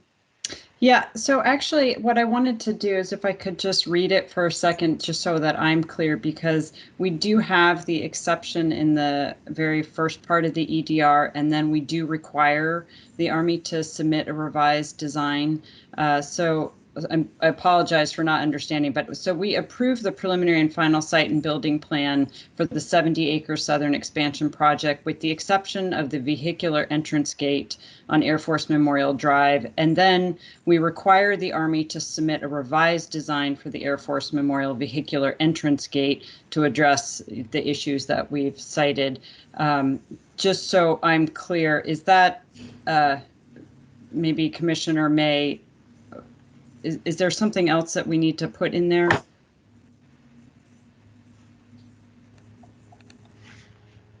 Okay, well, I'm sorry I was stupid about this, but yeah, I think that probably does it without any further editing. Oh, okay, great. Yeah, I don't know. I guess maybe I'm reading more slowly. It looks better, but yeah, no, I think that's okay. Okay, great. So just to clarify, so we will see that entrance design as both a proposed preliminary and final site development plan at some point in the future. Yes, it sounds like they are looking possibly to submit in December for the January commission meeting, or of course, if they need more time, we could do January for the February meeting. All right. Well, thank you for the clarification. Can I make another suggestion? Sure. Even though it's not really related to the issue of the gate and the bollards and all that, Commissioner Dixon's request for that overlay of the Freedmen's Village, maybe we'd all like to see that whenever the gate comes back. If this is Colonel Austin, I can actually, if you can share screen, I was able to scan through my files real quick and I have that available, but I don't know that I can present as just a participant. But I do have that available. It's just north of Southern Expansion, right on the existing southwest corner of the cemetery. Colonel Austin, are you able to email it to me? Sure. Because I could Actually, I think he could share it. Okay, I just got permission just now. Just give me 1 second and it should be coming up. Okay. I don't know if it's coming through full screen on your side or not. Is that coming through? Oh, is that coming through on your screen now that you can see? We don't, it's, my screen is blank. Oh, there There it we is. are. There we are. Okay. All right. So what we have here is there's three actual images here. So one, I don't know if you can see my cursor up here, but in the upper left-hand corner is the existing aerial shot of Arlington Cemetery. This is Memorial Amphitheater up here, which is that structure you can see just in the center of the upper left-hand image. That green circle down the bottom is the existing, or correction, what was Freedman's Village. That's at the intersection of the two existing roads, Clayton and Jessup. And you can kind of see as this comes down. The second is an 1888 land plot map that shows Freedman's Village at the time, as well as some plots that show some of the existing farms and other plots of land in that area. And then the middle, the larger image here, is the blow up of the whole site. And underneath, although it might be hard to see on your screen, you can see like these lines are rows of headstones. And so this is the existing cemetery here. And what we have is Clayton and Jessup, this intersection right here. So southern expansion would be south of this. So we are having a gate, which is just to the south, just off the screen here, which is going to be called Freedman's Gate, which is honoring the site of this village. And there will be a memorial plaque and to show the, let's see if I've got, okay. So next slide here is that intersection I was talking about, Clayton Jessup. This is going to be Freedman's Gate, which is this area right here. Just it's to the southwest portion of the cemetery, but northwest portion of southern expansion. And that's going to be Freedman's Gate. And there will be a board there detailing the historical significance of that area just to the north. So hopefully that all came through pretty clear. Mr. Dixon, anything you'd like to add, please?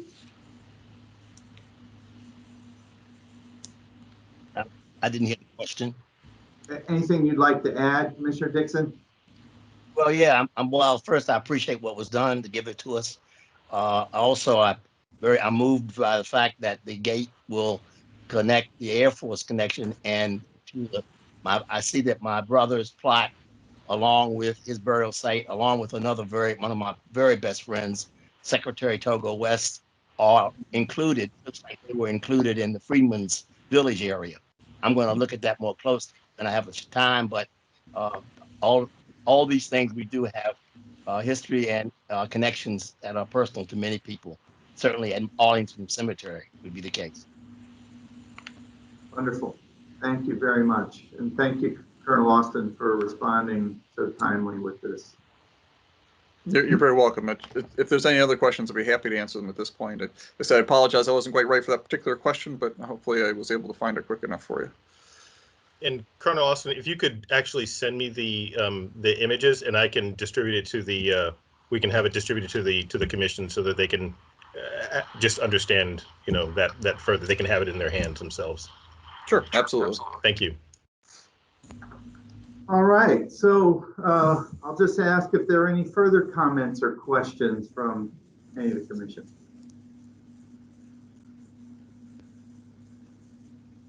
So let me call for a motion to approve the preliminary and final site development plans as outlined in the EDR.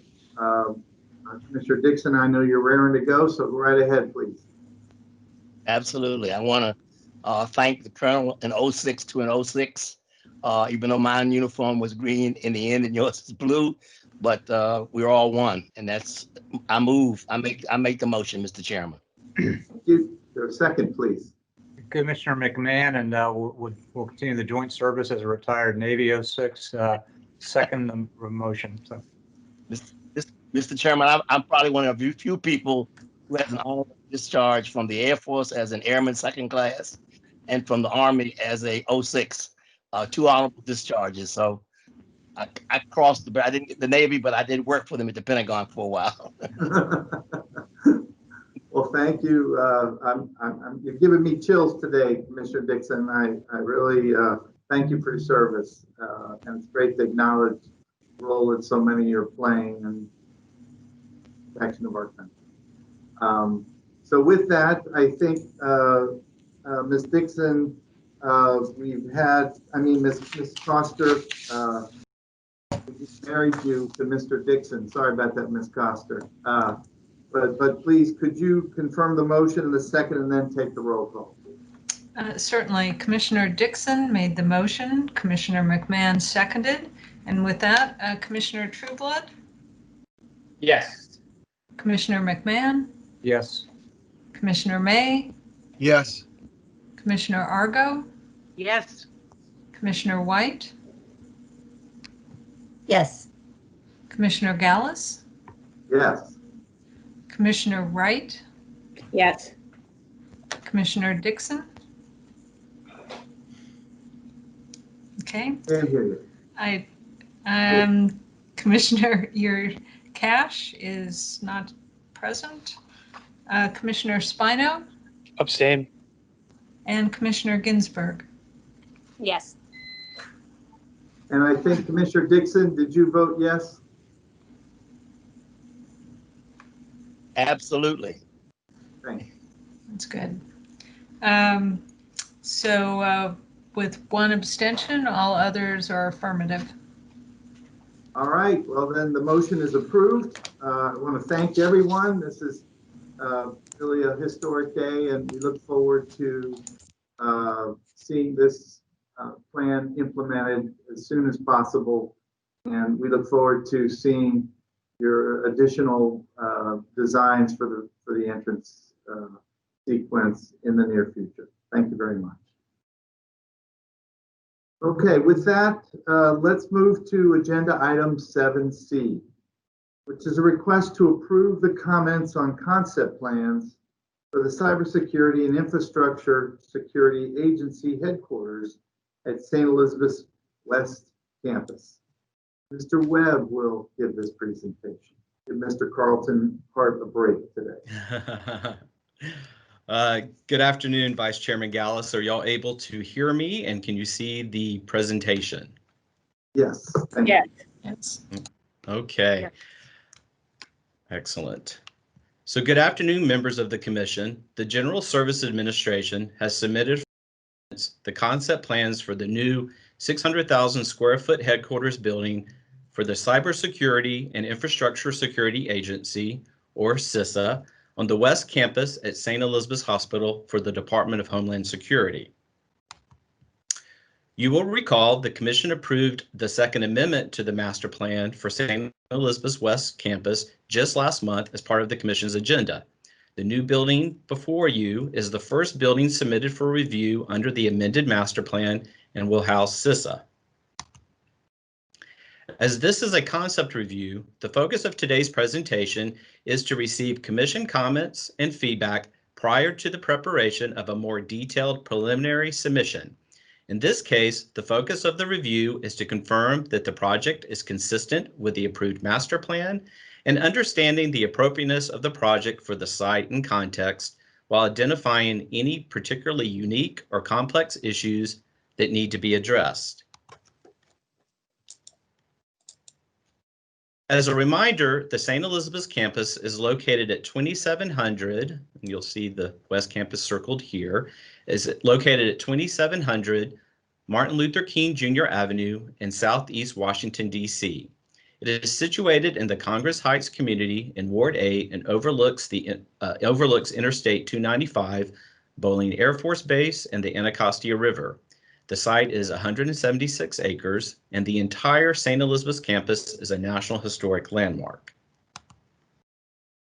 The proposed CISA building is sited along the ravine location as had been indicated in the approved Master Plan Amendment. GSA has hosted federal agency and Section 106 consulting parties meetings to discuss the design strategy for the new CISA building.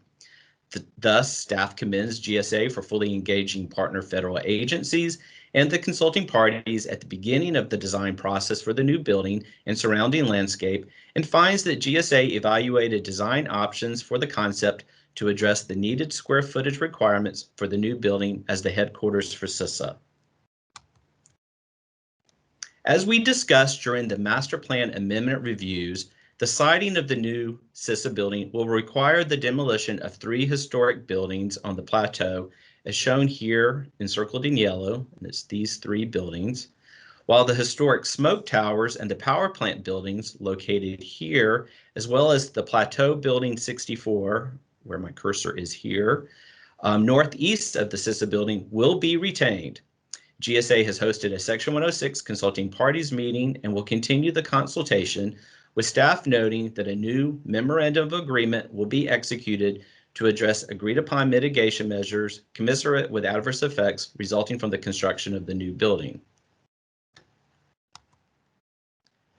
As the new building will house CISA, the concept design drivers included unifying CISA under one roof, creating a sense of identity and a modern office environment while allowing for flexibility and inspiring collaboration, highlighting nature through physical and visual connections, and optimizing efficiency and daylight into the majority of space.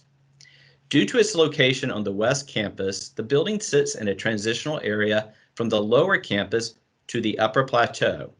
The siding of the building will also address issues with the southern slope of the ravine and provide slope and soil stabilization.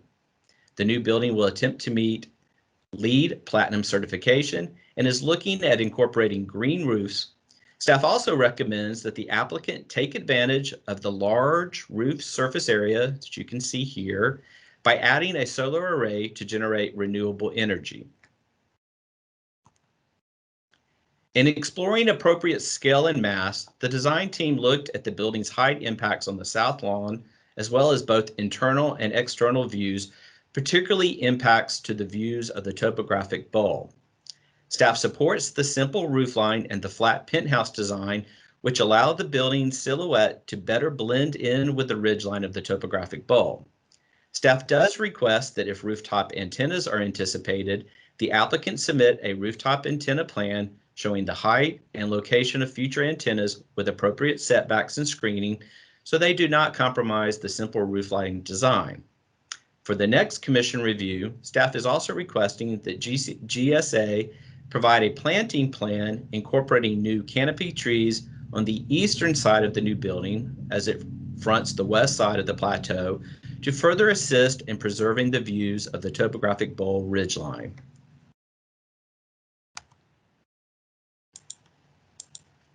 As shown in this image and rendering, the building is primarily comprised of intersecting and stacked long bars which overlap and shift in the elevation while creating a courtyard space in the middle. The tallest bar of the building is to the south, is 6 stories above grade, while the elevation that engages the ravine is 9 stories with 5 stories above grade. Here is a rendering looking at the northwest corner of the building. To help inform the design and the exterior expression, the design team also looked to the new building's location on the plateau and along the ravine, as well as its adjacency to the woodland areas of the West Campus. This rendering shows the northeast corner of the building and an entrance from the Ravine Plaza area. Another possible entrance at the building's southeast corner would provide access from the plateau area of the campus as shown in this rendering.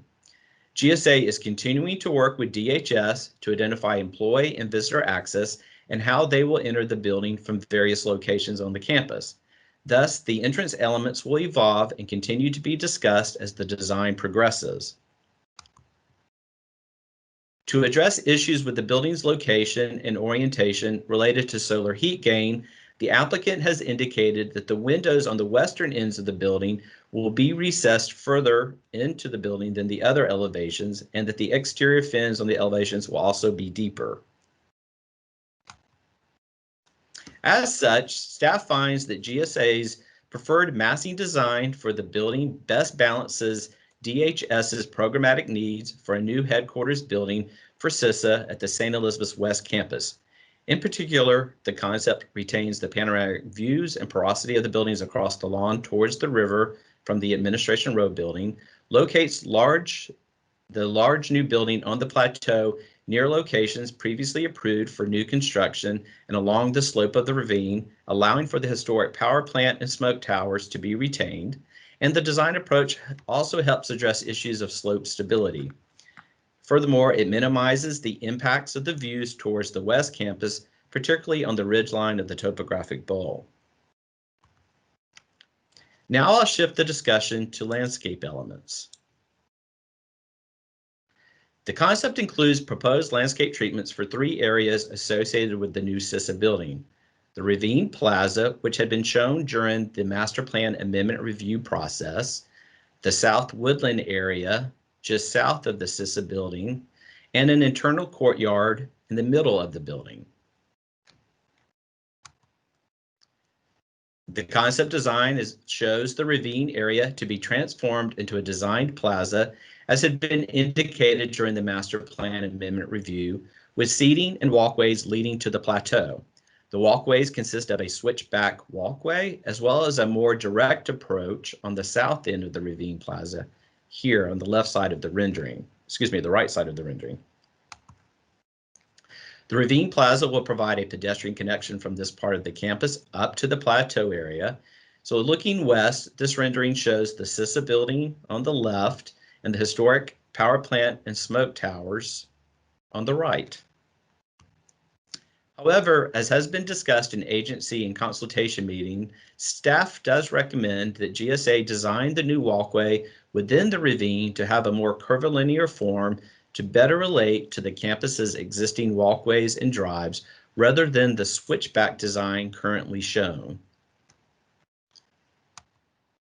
Next, the concept design includes a new landscaped area called the South Woodlands, south of the CISA building and north of another future building, which will contain a boardwalk trail, seating areas, bioswales, and meadow grasses with perennial plantings. Here's a rendering of the proposed South Woodlands boardwalk.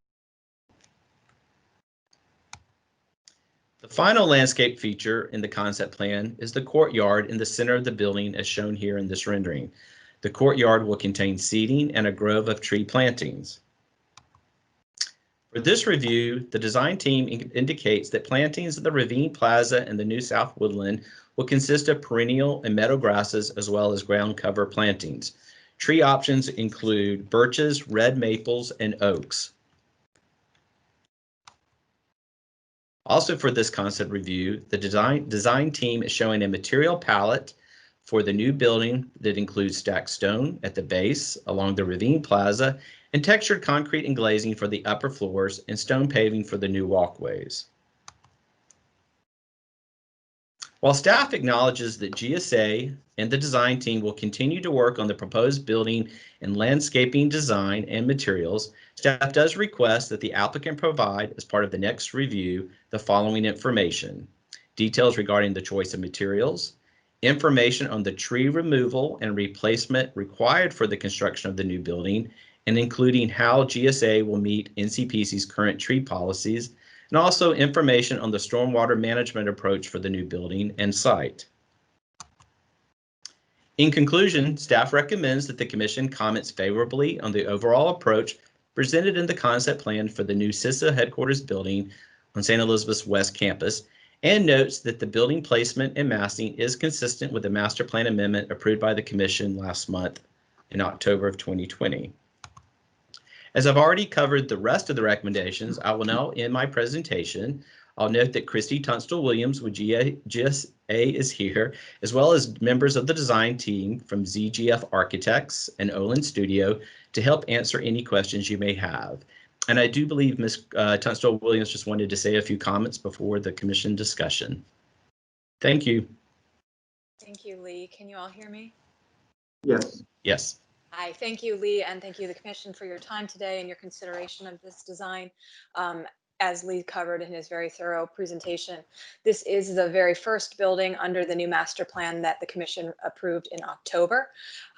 While the siting and location of the building were set through the 2+ years of consultation we had with our consulting parties as well as Commission staff, what we've been focused on lately has been the facade articulation and fenestration. This building is perhaps one of the most challenging buildings on the campus in terms of siting, location, all the things it has to do. As Lee mentioned, there are some stability issues. The building is both acting as a retaining wall as well as a building. It's also a primary transition point. It is largely in the center of campus, and it is making sort of vast topographical changes from the lower campus to the upper campus, as well as changes from the sort of industrial nature of the historic power plant and ice house on the lower part of the campus, and then the formal Shepley-Rutan buildings on the plateau, on the top of the plateau.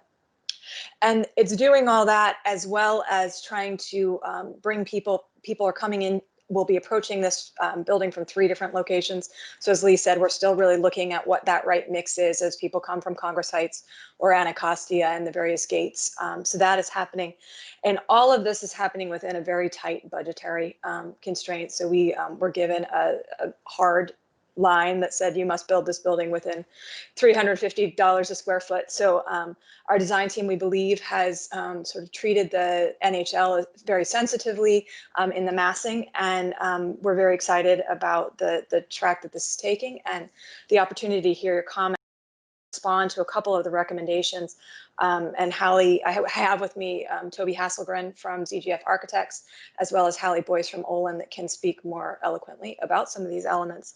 But in terms of trees, I heard from Hallie that we're planning to remove 70, but are proposing to put back 400. And then if you look on page 10 of the slides, you can see that there is a solar array planned for the taller bars. It shows up very lightly as kind of a canted line moving across the building. And with that, we look forward to hearing your comments. Thank you. Thank you, Ms. Tunstall-Williams, and thank you, Mr. Webb. Thank you. So I just also like to note that we received a letter from Ann Lewis, president of City Wildlife, raising concerns about bird and glass conflicts on this project. The letter was distributed to you, commissioners, yesterday. Before we begin the commission discussion, do any commissioners have any questions or of the staff or the applicants? Commissioner May. Yeah, just one question. With the courtyard image, I'm not sure what slide number that was,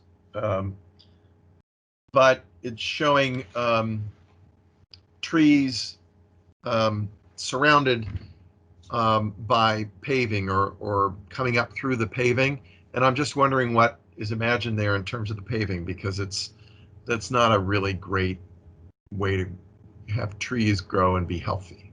So I'm just wondering what the plan is there. Is it like on silvacells, or is it going to be a gravel base or something? What's the plan? Can we have Hallie Hi, Boyce Commissioner May. answer that from Olin, please? This is She's on, Mina. She's on. Oh, good. Okay. Yes. Good afternoon. Can everyone hear me? Yes. Yes, thank you. Yes. Thank you, Mr. Webb. Thank you, commissioners. Commissioner May, you're correct. We are proposing currently that this bosque of trees be set in stone fines. Okay. To allow for flexible use under the camp. There will be movable seating for other at will under that's the initial concept. Okay. For the courtyard space. Okay.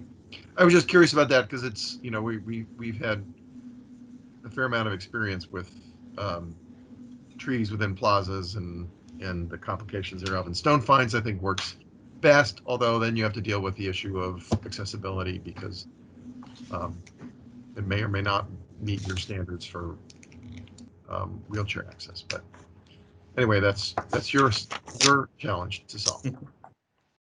Thank you. Thank you. If I could just ask, could you identify yourself for the record? It was a little hard to catch you at the beginning. Yes, this is Hallie Boyce, design partner with Olin Landscape Architects. Thank you. Thank you, Ms. Boyce. Any other questions from the commission for staff or the team? All right, let's open this up to the commission for discussion. Let's start in a round robin format, starting with Commissioner Wright. You've been so quiet today. I don't have much to add to Christie's setup. I think the most important thing to know about this is that the slope stabilization It is truly a ravine. We have, this building is the Charles Atlas of the campus for us, because it will be helping us to stabilize the slope and saving some money for the taxpayer, because as Christy mentioned, for the first time in my 10 years, we were given a per square foot allowance. No easy task. And the building is at a very important nexus in the campus. Our goal is to create, with the Olin landscape, a new centerpiece or a focal point for the campus. And if you've been out there, the topographical challenges cannot be overstated. That's all. That's a long way of saying it. So I'll just leave it at that. Thank you, Commissioner Wright. Let's go to Commissioner Dixon. Mr. Chairman, first I want to thank GSA and Nina and her colleagues for putting solar on this building. I hope that they can continue that effort and focus, maybe even on some existing buildings, of course. Also, I would like to indicate my joy that this agency will be moving into R, which I call Anacostia River East, not east of the topographic, but east of our river, and in an area where there's a lot of talent to be drawn upon now to help work in this area of coding and the cyber area. So I hope we'll be getting some employment from this new agency. I have to admit, Mr. Chairman, that I also, as a hunter-gatherer as a kid, during Thanksgiving with my other friends, used to use these lands. We had no interest, but we got entrance to search and go for rabbits, which could be a delicacy at Thanksgiving meals in Southeast, in our land. And those hills were rough to handle, but we managed and we came out with some wins. So I'm glad to see that this is, and we can't do it now. Hopefully won't need to for that purpose, but maybe for some employment. Thank you very much, Mr. Chairman. Thank you. I hope some of those bunny rabbits continue to thrive there in the new meadow and yeah, I'm sure they will. Without you hunting them. All right, let's go to Commissioner Cash, please.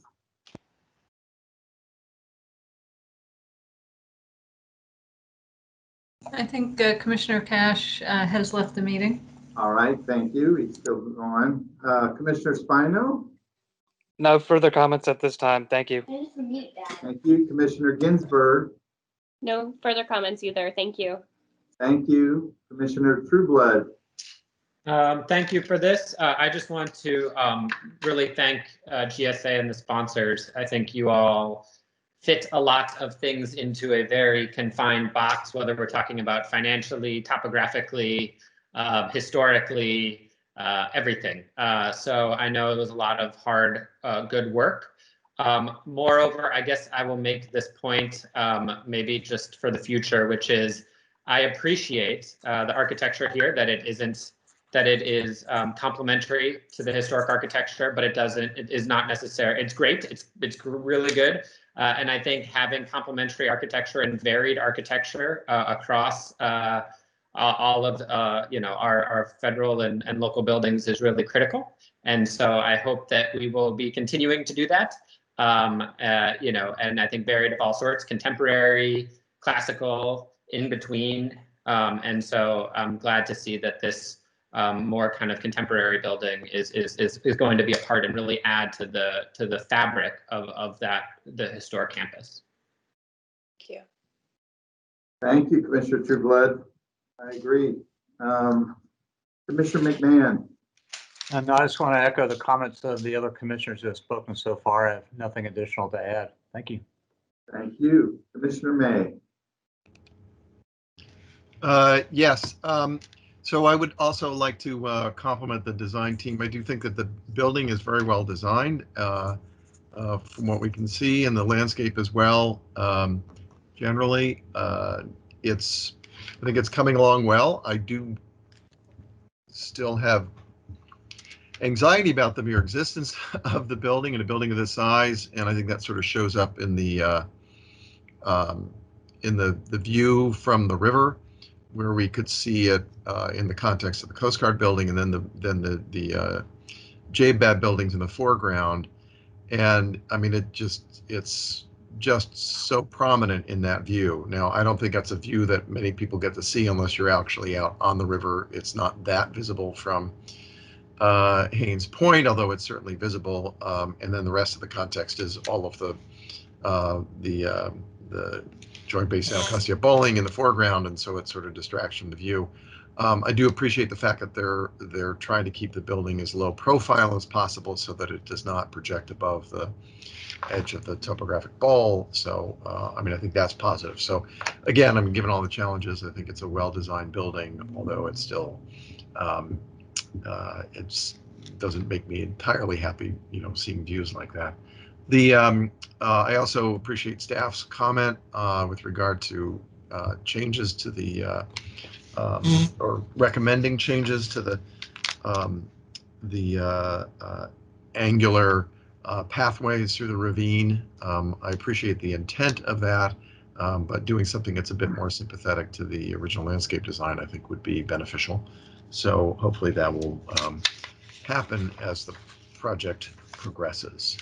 On that, I mean, we continue to be involved. The Park Service through our NHL National Historic Landmark program continues to be involved in the Section 106 consultations on this, and we'll do so, and we'll keep speaking up for the issues that are our concerns. So I won't go through all of those, but I did hit on some of them.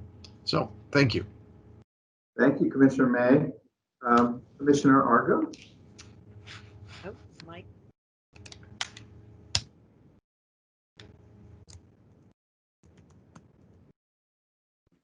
Commissioner Argo? Having technical difficulty? I am not now, I don't think. There you go. Go ahead, please. How's that? Sorry. I really appreciate the presentation, appreciate the continuing work on this, the project and the staff work in particular. I just, 2 seconds strolling down memory lane in the days when I was part of the DC government. I took many trips out to the St. Elizabeth campus and have walked those hills and got excited about ideas that never came to fruition. So really happy to see this project on this particular place and at this particular place. And I don't need to say too much more about that, but glad to see this. I think the comments about some of the further refinements I would just echo, and appreciate all the work that's gone into this. Thank you. Thank you, Commissioner Argo. Commissioner White. Thank you. Well, I would echo everything that's been said. I'll just add a few things that really stood out to me as well. One, I was really glad to see the recommendation of considering solar panels, given the amount of roof that will be available, sort of echoing something that Commissioner Dixon referred to earlier. But I think that could be a really exciting contribution to the site. I agree with the comments about the great job that's been done thinking about the massing of the building. Agreeing that, if you have to see a building there, and this one was done very sensitively. And I also want to comment on something that was brought out in the Commission on Fine Arts letter about the material palette. And I really reflected on the presentation materials are just so darn good. And I really commend the design team for giving us that really beautiful material palette. So it really gives you sort of evokes what it's really going to look like. So I thought the material presentation was really exceptional in helping us envision what the landscape can be. And they made the recommendation of thinking about that for the whole campus and setting that as the model. But I was really struck by that. So thank you for that work. Thank you for your insightful comments once again, Commissioner White.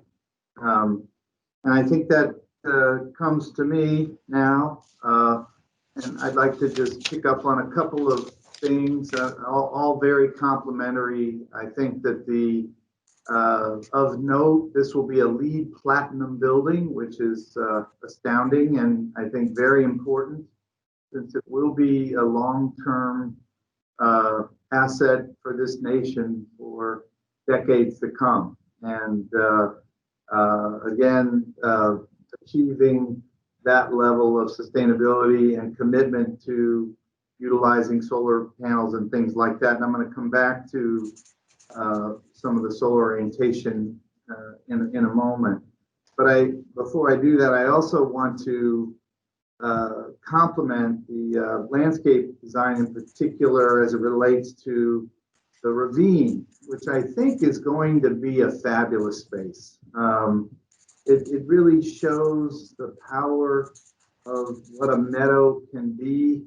I hope that this meadow will be something that will really feel like a natural progression from the sort of top of the hill down to the ravine, and will be an inviting place for employees and visitors to partake in that entire experience. So congratulations on that, and thank you.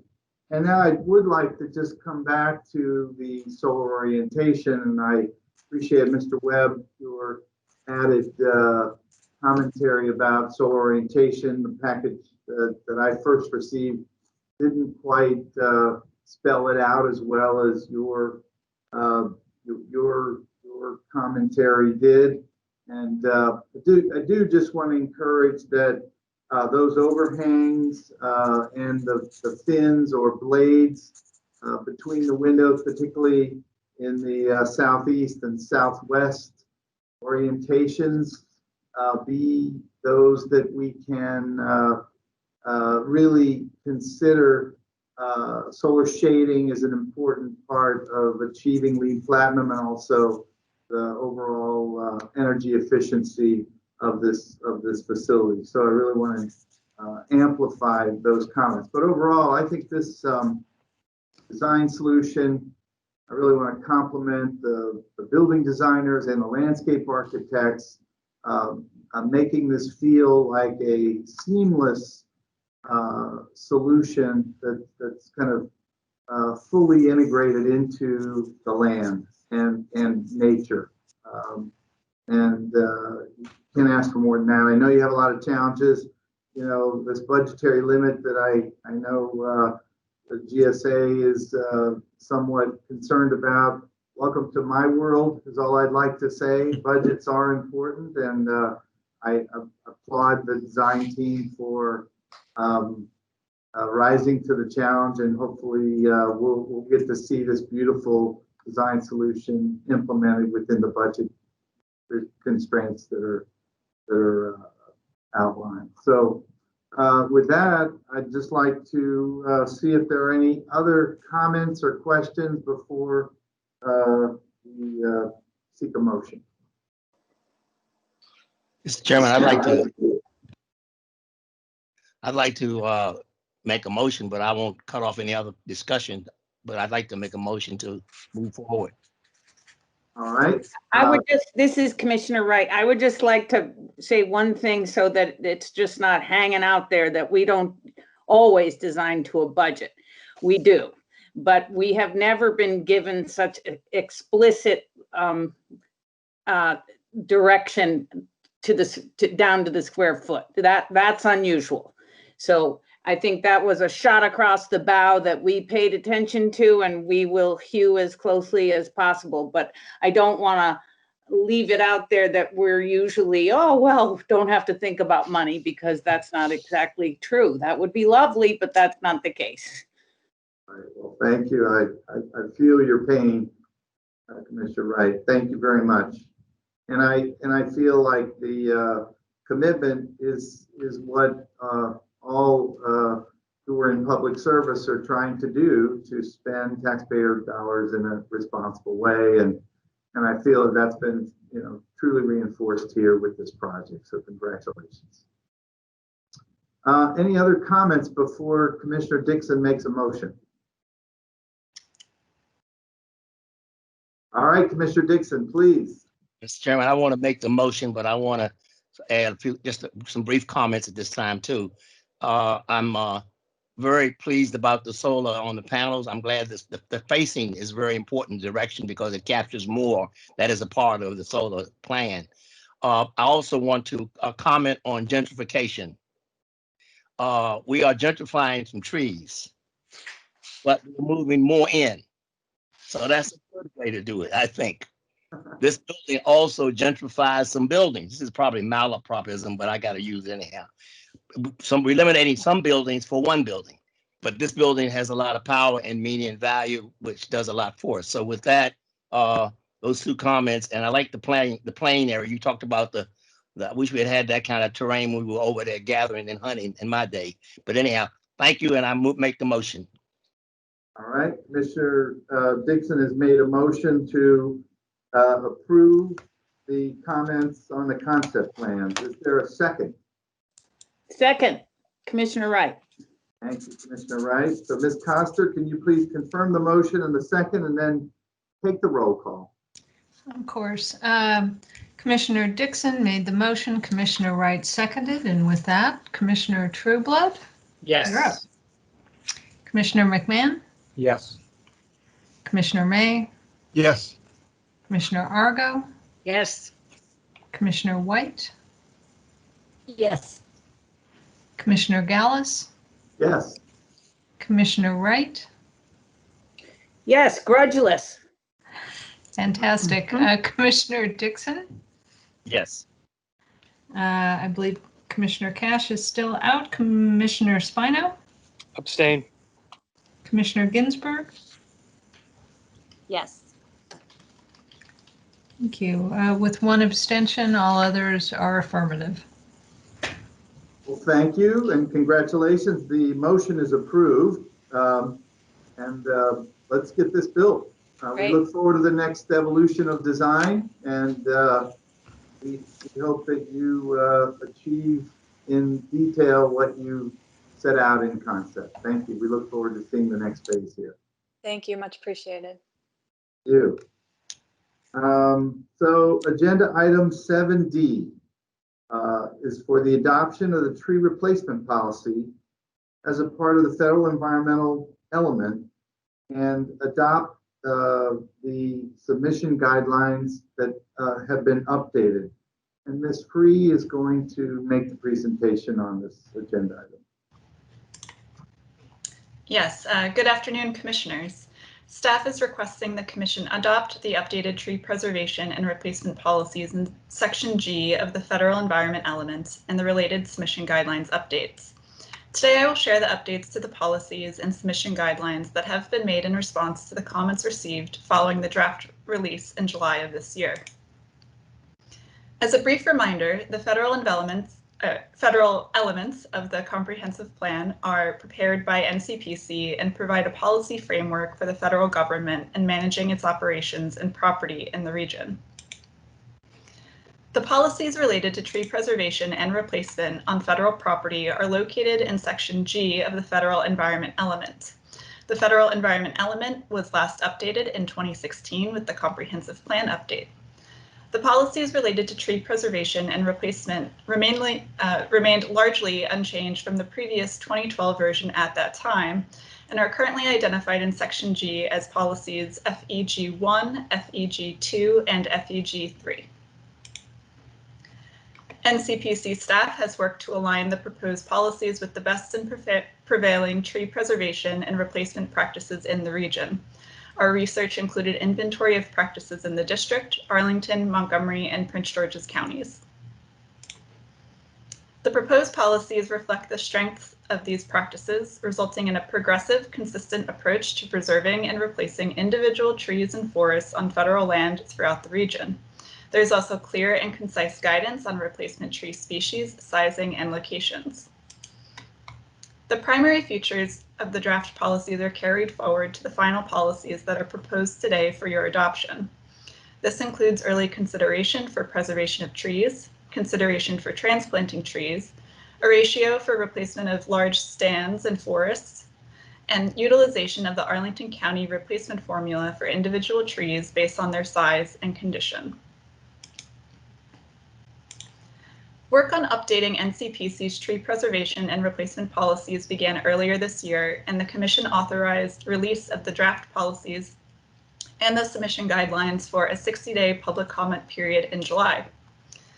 During that timeframe, NCPC staff hosted 2 outreach sessions. One session was focused on federal and district applicant agencies, and the other session included interest groups such as policy advocates, local jurisdiction representatives, and the general public.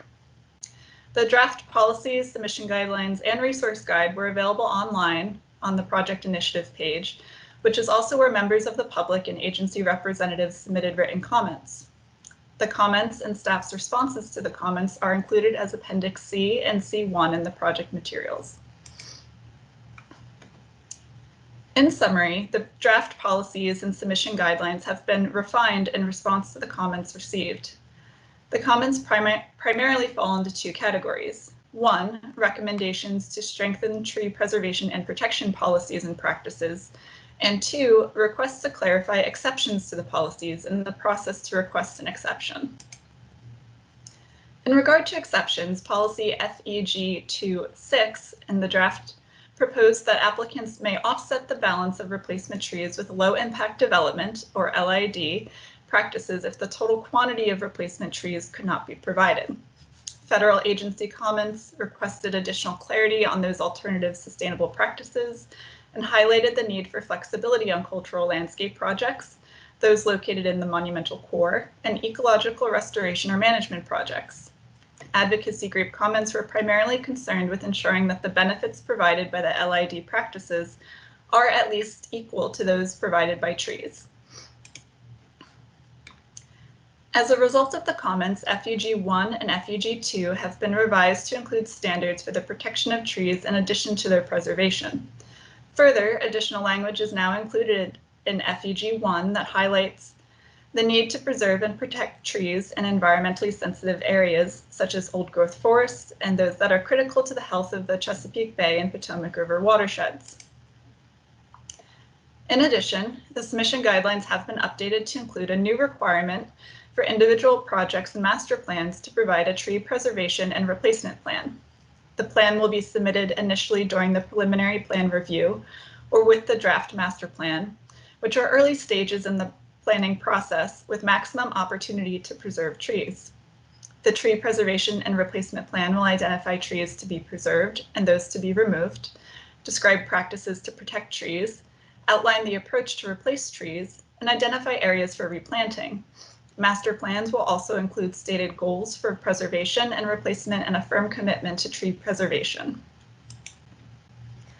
As I mentioned previously, many of the comments received recommended that NCPC clarify and better define exceptions suggested in the draft policy by FEG-26. NCPC staff recognized that the level of detail necessary to address these comments is better suited for the submission guidelines. Therefore, FEG-26 has been removed from the final policies, and the introduction to Section G refers to a list of 4 deviation criterion developed in the submission guidelines, similar to the approach that the recent transportation element update used in developing deviation criterion for parking policies. Also similar to the transportation element, deviations will only be considered with individual projects and will not be considered at the master plan level. So next I will summarize the proposed 4 deviation criterion. Criterion 1 addresses circumstances where a project does not have the physical space on the project site or another site within the agency's jurisdiction to plant the total amount of replacement trees. This criterion allows applicants to offset the balance of replacement trees with 1 or more LID practices.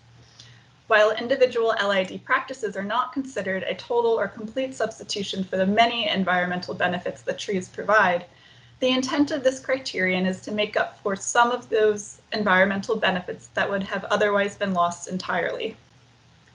Under this criterion, documentation with metrics that demonstrate how the LID practices selected will equate to at least one of the environmental benefits of the trees that would have been planted must be provided. Examples include carbon sequestration or reduction and stormwater infiltration or runoff reduction. A comment we heard with the draft and on the materials before you today came from Casey Trees, who requests that permeable paving and renewable energy are removed from the list of alternative LID practices listed in this criterion. Staff understands that vegetative LID practices are the preferred alternative and will work with applicants through the review process to prioritize those measures if this criterion applies.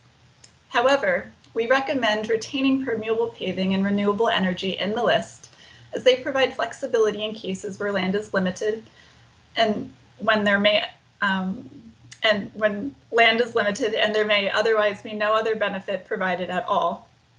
In addition, staff notes that the proposed guidelines indicate that any of the proposed alternative LID practices would be provided in addition to the project's other obligations, such as those necessary to meet stormwater and energy requirements.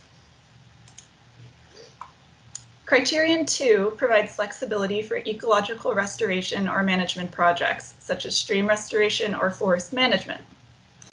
This is where tree removal is necessary to implement the restoration or management of a natural resource. A comprehensive revegetation plan, which may include natural regeneration, is included in the project, and the impacted or disturbed areas restored to an equal or improved ecological structure and function. Criterion 3 addresses cultural landscape restorations that require removal of existing trees and vegetation to return it to its original historic character, where the addition of new trees or LID practices may not be appropriate. The restoration plan includes trees and other vegetation and the appropriate places and quantities to serve the environmental and cultural function of that site. Lastly, Criterion 4 provides flexibility to projects located in the monumental core, where there is limited space available for planting or LID practices on the project site or on nearby sites within the agency's jurisdiction. The proposed plan should maximize tree preservation and planting to the extent practical, and installs larger caliper trees in lieu of higher quantity of small trees where appropriate. In addition, the draft policy's recommended ratio for forest replacement has been revised. Staff consulted with federal and local agency stakeholders, including those with the Department of Defense, the National Park Service, and the USDA Arboretum regarding the proposed forest replacement ratio in the draft. Notably, conversations with the USDA National Arboretum suggested that a quality-based approach to replanting forests would be more practical and provide added value as opposed to a purely quantity-based formula. As a result of these discussions, a ratio of 1 acre of forest planted for every 1 acre removed is proposed, with a new submission guideline requirement for a forest management plan prepared by a licensed forester that outlines the planting and maintenance procedures for the first 5 years of establishment. NCPC staff also developed a resource guide to correspond with the proposed tree preservation and replacement policies. The resource guide includes definitions that correspond with the terms used in the proposed policies to ensure accuracy and consistent application of the policies. While the Commission does not formally approve or adopt the resource guide, the guide is included as Appendix D of the project materials for your reference. The resource guide was updated following the draft release with additional resource links, an expanded description of NCPC's legislation and authorities, and refined definitions. Prior to finalizing the resource guide, staff plans to add a link to the applicant resources section to Casey Trees' online list of small, medium, and large tree species in response to their requests received yesterday for a list of tree species considered to be large canopy trees. In addition, several additional links to neighboring local agencies that manage similar tree lists are made available to the public and are already included in the applicant resource section of the resource guide. In summary, the Executive Director recommends that the Commission approves the updates to Section G of the Federal Environment Element and the related submission guidelines updates. Further, staff notes that the changes will be effective 60 days following issuance of the Federal Register notice, and projects already reviewed under current policies will continue to utilize those policies unless their approval has expired. Lastly, staff notes that projects with special and unusual circumstances should consult with NCPC staff to determine the applicable tree preservation and replacement policies or deviations. And staff will incorporate any changes as directed by the Commission today and complete minor editorial updates to text and graphics to ensure that the documents are accurate and consistent. So this concludes my presentation, and I am available for your questions. Thank you. Thank you, Ms. Freed. There is one person who signed up to speak, Leah Harnish. Ms. Harnish, since you're representing Casey Trees, I'd like to welcome you, and you'll have 5 minutes to provide your testimony. Thank you. Can you guys hear me all right? Yes. All right, great. I would like to first start by thanking Stephanie for addressing many of our concerns. And so I think, or I hope, it'll cut down on everything that I wanted to talk to you guys about today. So to start, my name is Leah Harnish, and I'm the policy analyst at Casey Trees. And I want to thank you guys for allowing me the opportunity to testify today. Casey Trees is a DC-based nonprofit with the mission to restore, enhance, and protect the tree canopy of our nation's capital. To do this, we plant trees, advocate for the protection of trees and green space, and teach residents across the DC metro area about the value of our environment. The trees in DC and its surrounding area is iconic, but they provide more than aesthetic value. They clean our air, remove pollutants from our water, cool the surrounding areas, making them comfortable and usable for year-round, and provide a sense of relief from the pressures of everyday life. Unfortunately, trees living in an urban environment face many more stressors than their rural counterparts, making it important that we're diligent and strategic in our protection of them.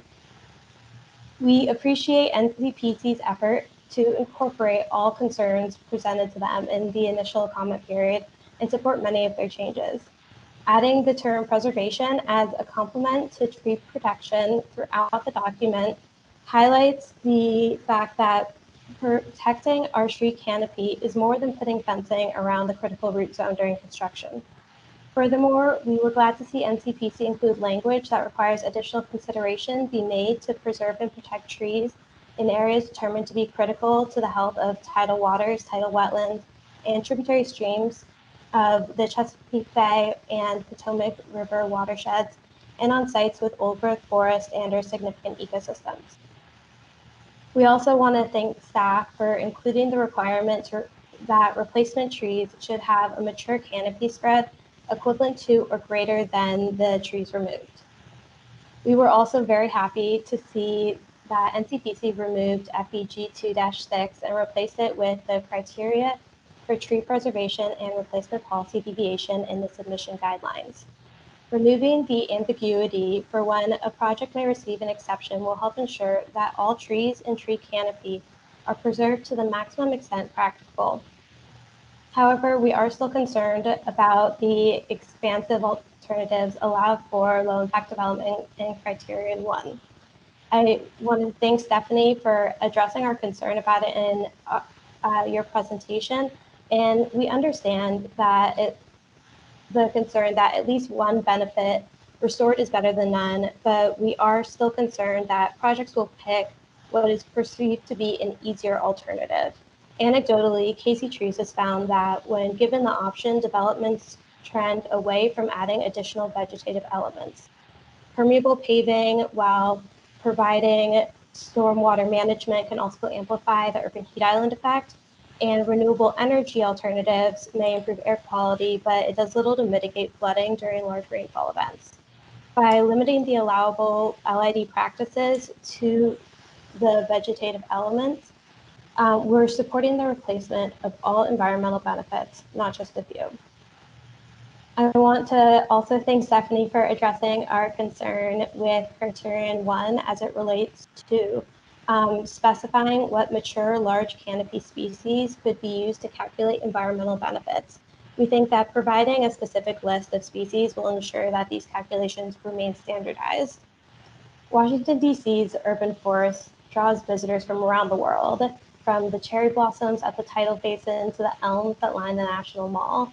The trees in the D.C. metropolitan area provide both beauty and practical value to all who live, work, and visit the region. We support NCPC's updates and hope that you will take our concerns into account when finalizing this policy. Thank you all again. Thank you very much, Ms. Harnish. We appreciate your insightful comments, and excited that there's been rapid collaboration in the short period of time that we received those comments. So thank you. Are there any questions for Ms. Harnish before we move on to other items? All right, Ms. Harnish, I think you get off easy here today. Just kidding. Thank you very much. I note that a comment letter was also received from Lindsley Williams and has been distributed to the commission prior to the meeting. Before we begin the commission discussion, do any commissioners have any questions of Ms. Freed regarding her presentation or the materials she presented? So I don't know if this is really a question for Ms. Free or should be part of the discussion, but I wanted to clarify under the deviation criteria, the extent to which that allows for new memorial projects, particularly not when they're not within the monumental core. Because we have, it's a very difficult process getting memorials properly cited and designed. And, we have an exception for preservation or restoration of cultural landscapes, but, each new memorial could become a cultural landscape, and it's not totally clear to me that when we're doing something outside the monumental core in particular, that it's covered. So I'm just looking for some reassurance that, we will have that flexibility when we need it. Sure. Thank you for that question. So with the deviation criterion, we are not trying to predict every outcome, but we are just trying to provide some flexibility for the cases that we see most commonly. And I think that through the review process, we are working with applicants to identify what those issues are, and memorials or commemorative works outside of the monumental core would still have the same intention as those located within the monumental core. So we would be happy to work with our applicants on finding a happy median there in regard to the tree policies. Okay, thank you for that clarification. I just wanted to get it on record so I can go back and point to this moment at some point in the future if I'm getting too much grief for what we're trying to do. And it's not directed at you, Ms. Free. It's just that, I've been doing this for a very long time and have been snagged by NCPC policies in the past and want to make sure we have the flexibility that we need to do our job. So I appreciate that. Thank you. Thank you, Commissioner May. Any other comments or questions for Ms. Free? I do have one question, or just sort of a clarification. I think it was related to deviation criteria number 3, which had to do with the removal of trees in order to return the site to its original state. And I don't know, could you just clarify that a little bit more, Ms. Free? I heard it, but I want to make sure I understand the intention of that deviation criteria. Sure, thank you for your question. This is the criterion in regard to cultural landscapes, I believe you're referencing. And I'll give an example that the Commission recently reviewed at Reservation 378 in front of the Martin Building, the Federal Reserve Martin Building, where that site is being restored. I believe the preliminary plans were reviewed early this year or late last year. And that site has a number of trees that are planted. It is a cultural landscape. The trees are planted above a parking garage, and they just don't have enough soil volume to support them, so their health is declining. So the design, we would be working with the design teams to potentially reduce the number of trees that are on that site. However, we would be looking for quality in terms of soil quality and soil volume to ensure that the trees that are there are healthy and will thrive, but also meet the intent of the cultural landscape plan. All right. Well, thank you for that clarification. Appreciate that. Now let me open this up to the commission for discussion. I'd like to start with Commissioner Cash and then go in a round robin format, since Commissioner Cash, I don't think is here. Unfortunately, he's not. So. All right. So let's start with Commissioner Spino, who sits next to Commissioner Cash. No comments at this time. Thank you. Thank you. Commissioner Ginsburg. Also no comments. Thank you. Thank you. Commissioner Trueblood. Thank you. I think, I think this is, I'd like to thank NCPC staff for their work on this. I think it's a good update to the policy and addresses a lot of the challenges that we have while also trying to move us towards kind of a more sustainable future.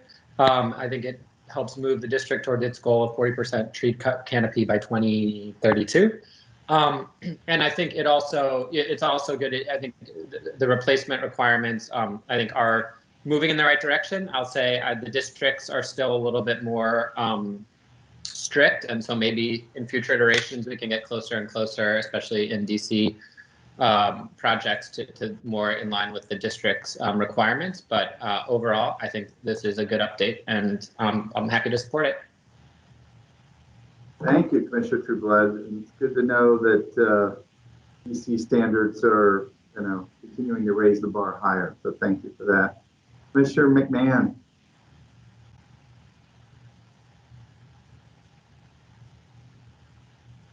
Hello, Commissioner McMahon.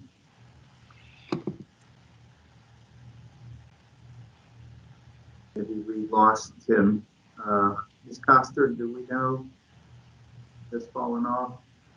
I don't know. I'll double check, but I think just proceed. We'll keep going and circle back. Commissioner May? Yeah, I did want to comment on one thing. I mean, first of all, we also are very supportive of the new guidelines. It's one of those great areas of commonality between the mission of NCPC and the mission National Park Service. And we generally appreciate, everything that's in there. Certainly, it's very prescriptive in certain areas, and I believe that's necessary sort of across the board, if not truly necessary for what the Park Service would undertake, because I think we have very high standards as well. I do want to comment on one component of it where there is a, where is it? It's an FEG2C, where the minimum is, I think it's for the reforestation, requiring 1.5 acres for the loss of 1 acre, and it was changed and just reduced 1 acre to 1 acre. And I would just want to suggest a small tweak to that, where the replacement would be a minimum of 1 acre to correspond to the loss of 1 acre, just so that it's in there that, agencies, when they have the ability to go greater than 1 acre, should try to do so. So I thought that would, it's a pretty minor tweak. I don't think it's something that would require, republishing or anything like that. But it sort of drives home the point that we're looking at minimums. We're not necessarily looking at maximums. So other than that, I'm very supportive of this, and glad to see it moving forward, and glad to have it clear that Park Service has the clarity or the flexibility that we will need to accomplish all aspects of our mission, including new memorials and revegetation projects and so on. Thank you. Thank you, Commissioner May. I'd just maybe like to ask Ms. Free and also maybe Director Marcela Costa whether that adjustment is one that can easily be incorporated into the guidelines. I note that in the EDR, it does recognize that it would embrace any additional comments from the commission. Is that right? Yes, that's a minor enough comment that I feel that we can certainly just add that into the guidelines.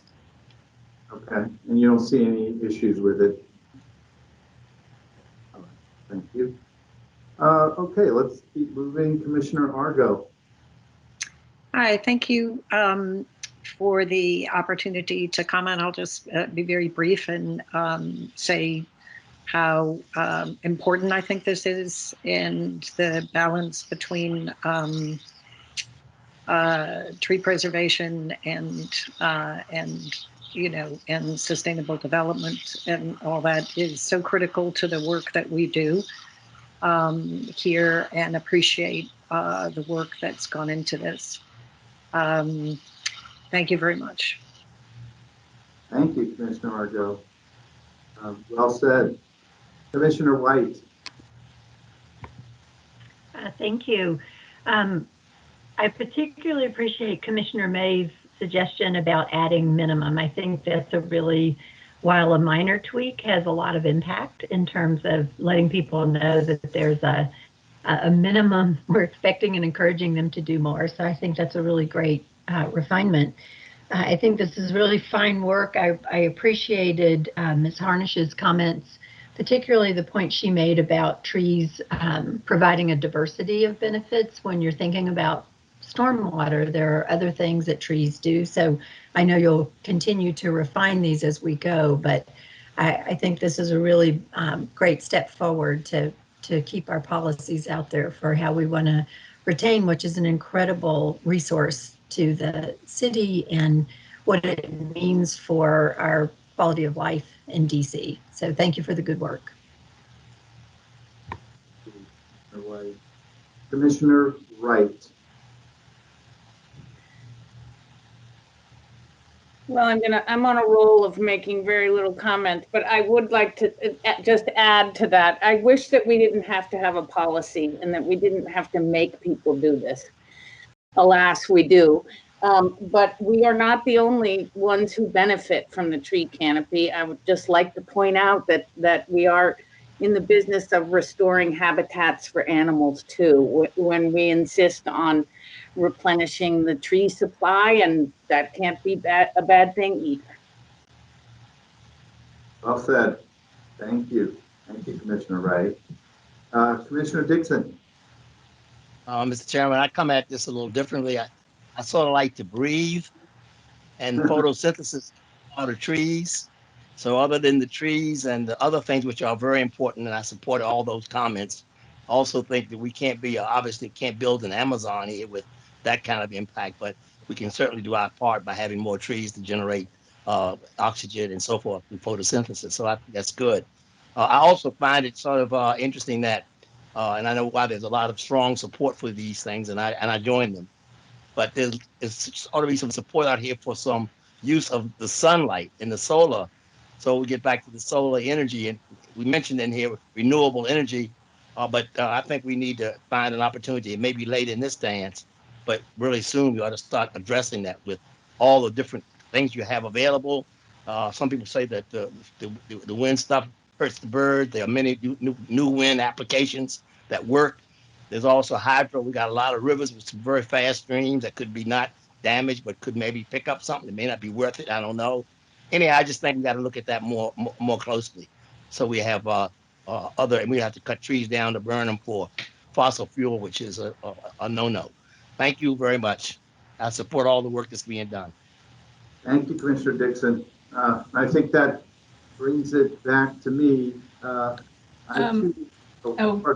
Chairman Gallus, I believe Commissioner McMahon might have rejoined us. He had a technical issue. Oh, wonderful. Thank you. Welcome I back, hope so. Mr. McMahon.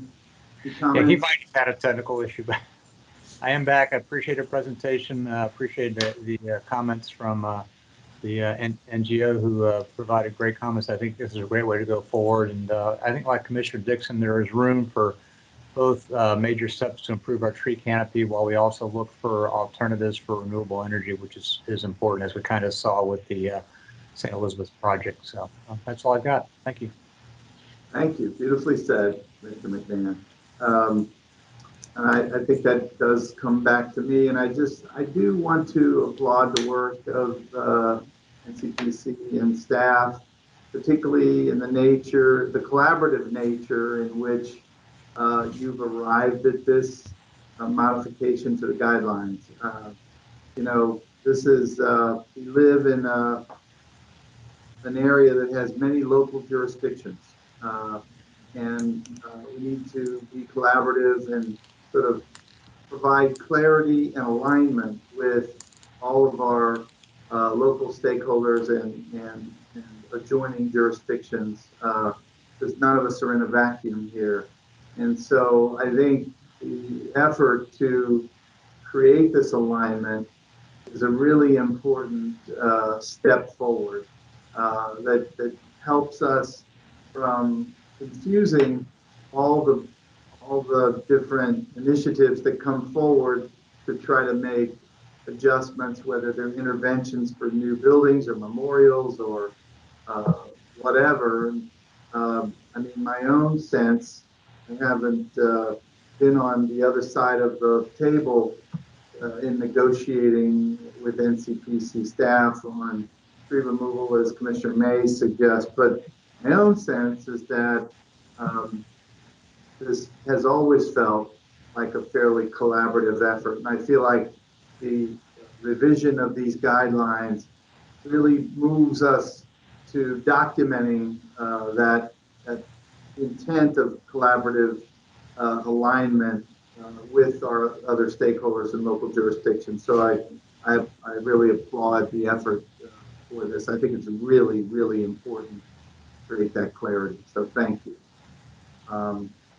So I'd like to just ask if there are any other comments or questions before we seek a motion for this item.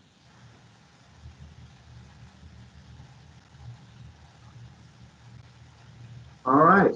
Well, let me then ask, is there a motion to adopt the tree replacement policy as part of the federal environmental element of the comprehensive plan, and also to approve the submission guidelines update?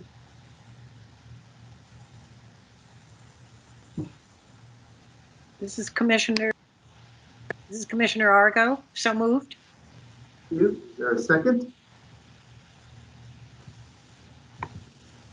Second, this is Commissioner White. Thank you very much. All right. So Ms. Coster, can you please confirm the motion and the second, and then take the roll call? Certainly. The motion was made by Commissioner Argo, seconded by Commissioner White. And with that, Commissioner Trueblood. Yes. Commissioner McMahon. Yes. Thank you. Commissioner May. Yes. Commissioner Argo. Yes. Commissioner White.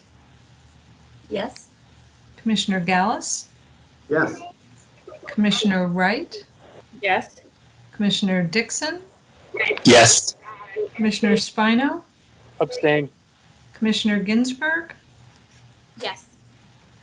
All right. With one abstention, all the rest are affirmative, sir. Thank you. So the motion is approved. Thank you to Ms. Bree and the entire staff, NCPC, and all the collaborators involved in this massive effort. I think at this point, this concludes our November 5th commission meeting. I want to wish everyone a wonderful and safe Thanksgiving. And we will look forward to seeing you at our next regularly scheduled meeting on Thursday, December 3rd, 2020. This will also be an online meeting. There's information at www.ncpc.gov on how to view and participate in our online meetings. So with that, I send my best to the commissioners and look forward to seeing you in a month. And please remember to exit the meeting using the last icon on the Teams toolbar, that big red leave sign. So if there's no further business, the meeting is now adjourned. Thank you.